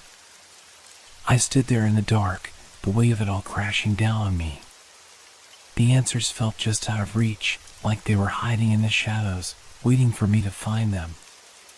But there was one thing I was certain of. Whatever was happening, whatever had been set into motion by the book, by the key, by the photograph, was only just beginning. And I didn't know if I was ready for what would come next. I stood frozen in the dark basement, staring at the photograph in my trembling hands. The boy's eyes seemed to follow me, his expression caught between joy and something darker, something I couldn't quite place. The small wooden house behind him was identical to the one I had grown up in. I had thought that part of my past was gone, forgotten, but now it was all rushing back. The photograph felt impossibly heavy, as though it carried with it the weight of time itself. And the more I stared at it, the more I felt like I was being pulled into the scene, drawn into that moment, frozen in time. My breathing became shallow as the air around me seemed to close in, thick with a sense of dread. The faintest sound broke through the silence. A whisper, a rustle of fabric or movement, so quiet that I almost thought I imagined it. But it was real. Someone or something was in the room with me. I whipped around, scanning the dimly lit basement, but saw nothing. Only shadows. Only the scattered remnants of a forgotten life.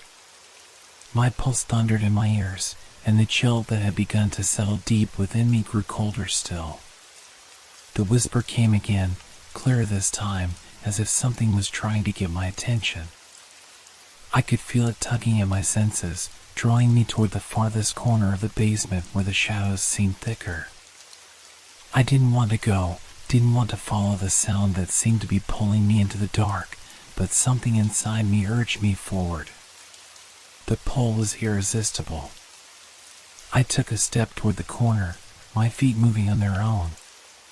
The air grew colder the closer I got, until I could see my breath fogging in front of me.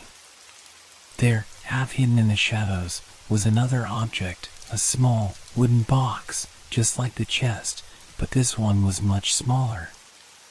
It was simple, unadorned, with a single latch holding it closed. I reached for it without thinking, my fingers brushing the smooth surface of the box. The moment I touched it, the whisper stopped. Silence enveloped me once again. I hesitated, unsure if I should open it. My hand trembled as I unclasped the latch, the metallic click echoing through the empty room.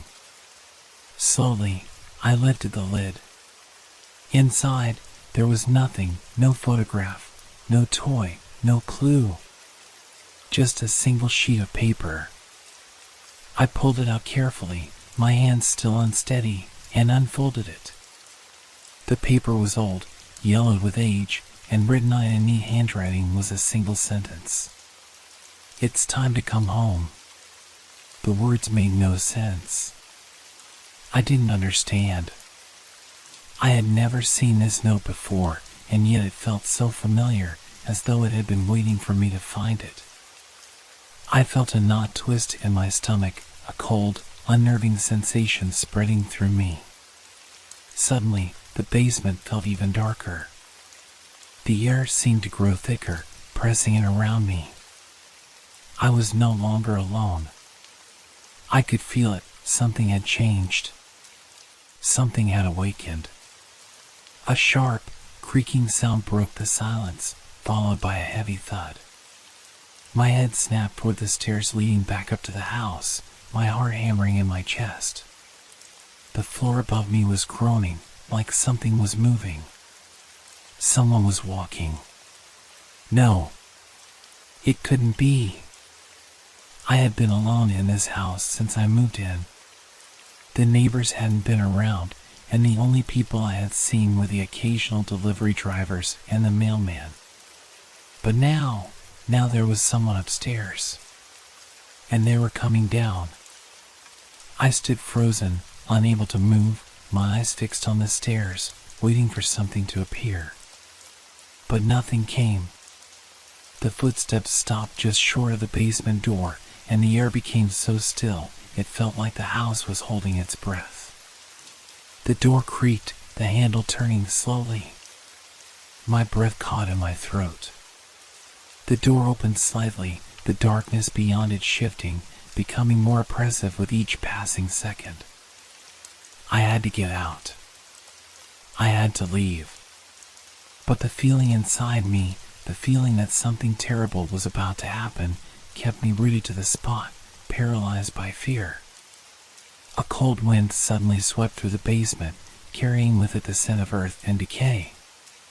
It was the smell of the past, of things long buried, forgotten.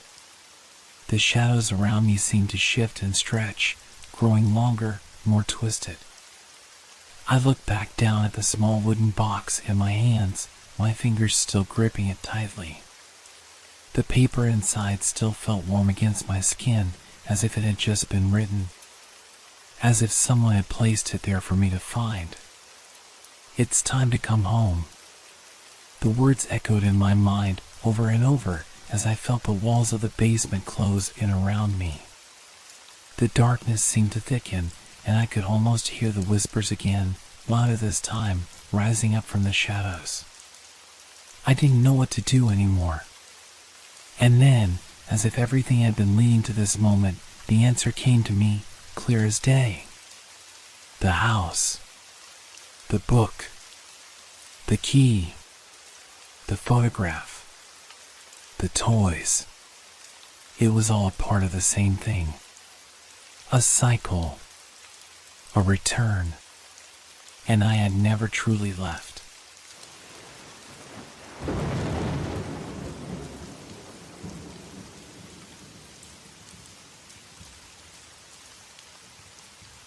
Thank you for making our stories part of your relaxation time. We hope they brought you a sense of peace and transported you to a world of fantasy and mystery. If you enjoyed the stories, feel free to leave us a review. Your feedback inspires us and helps us make the content even better. Now, unwind to the calming sounds of rain and thunderstorms, which will continue to set a tranquil mood. Let these sounds carry you gently into the realm of dreams. Don't forget to like our page if you haven't yet. Wishing you a restful night's sleep. Relax, rest well, and good night.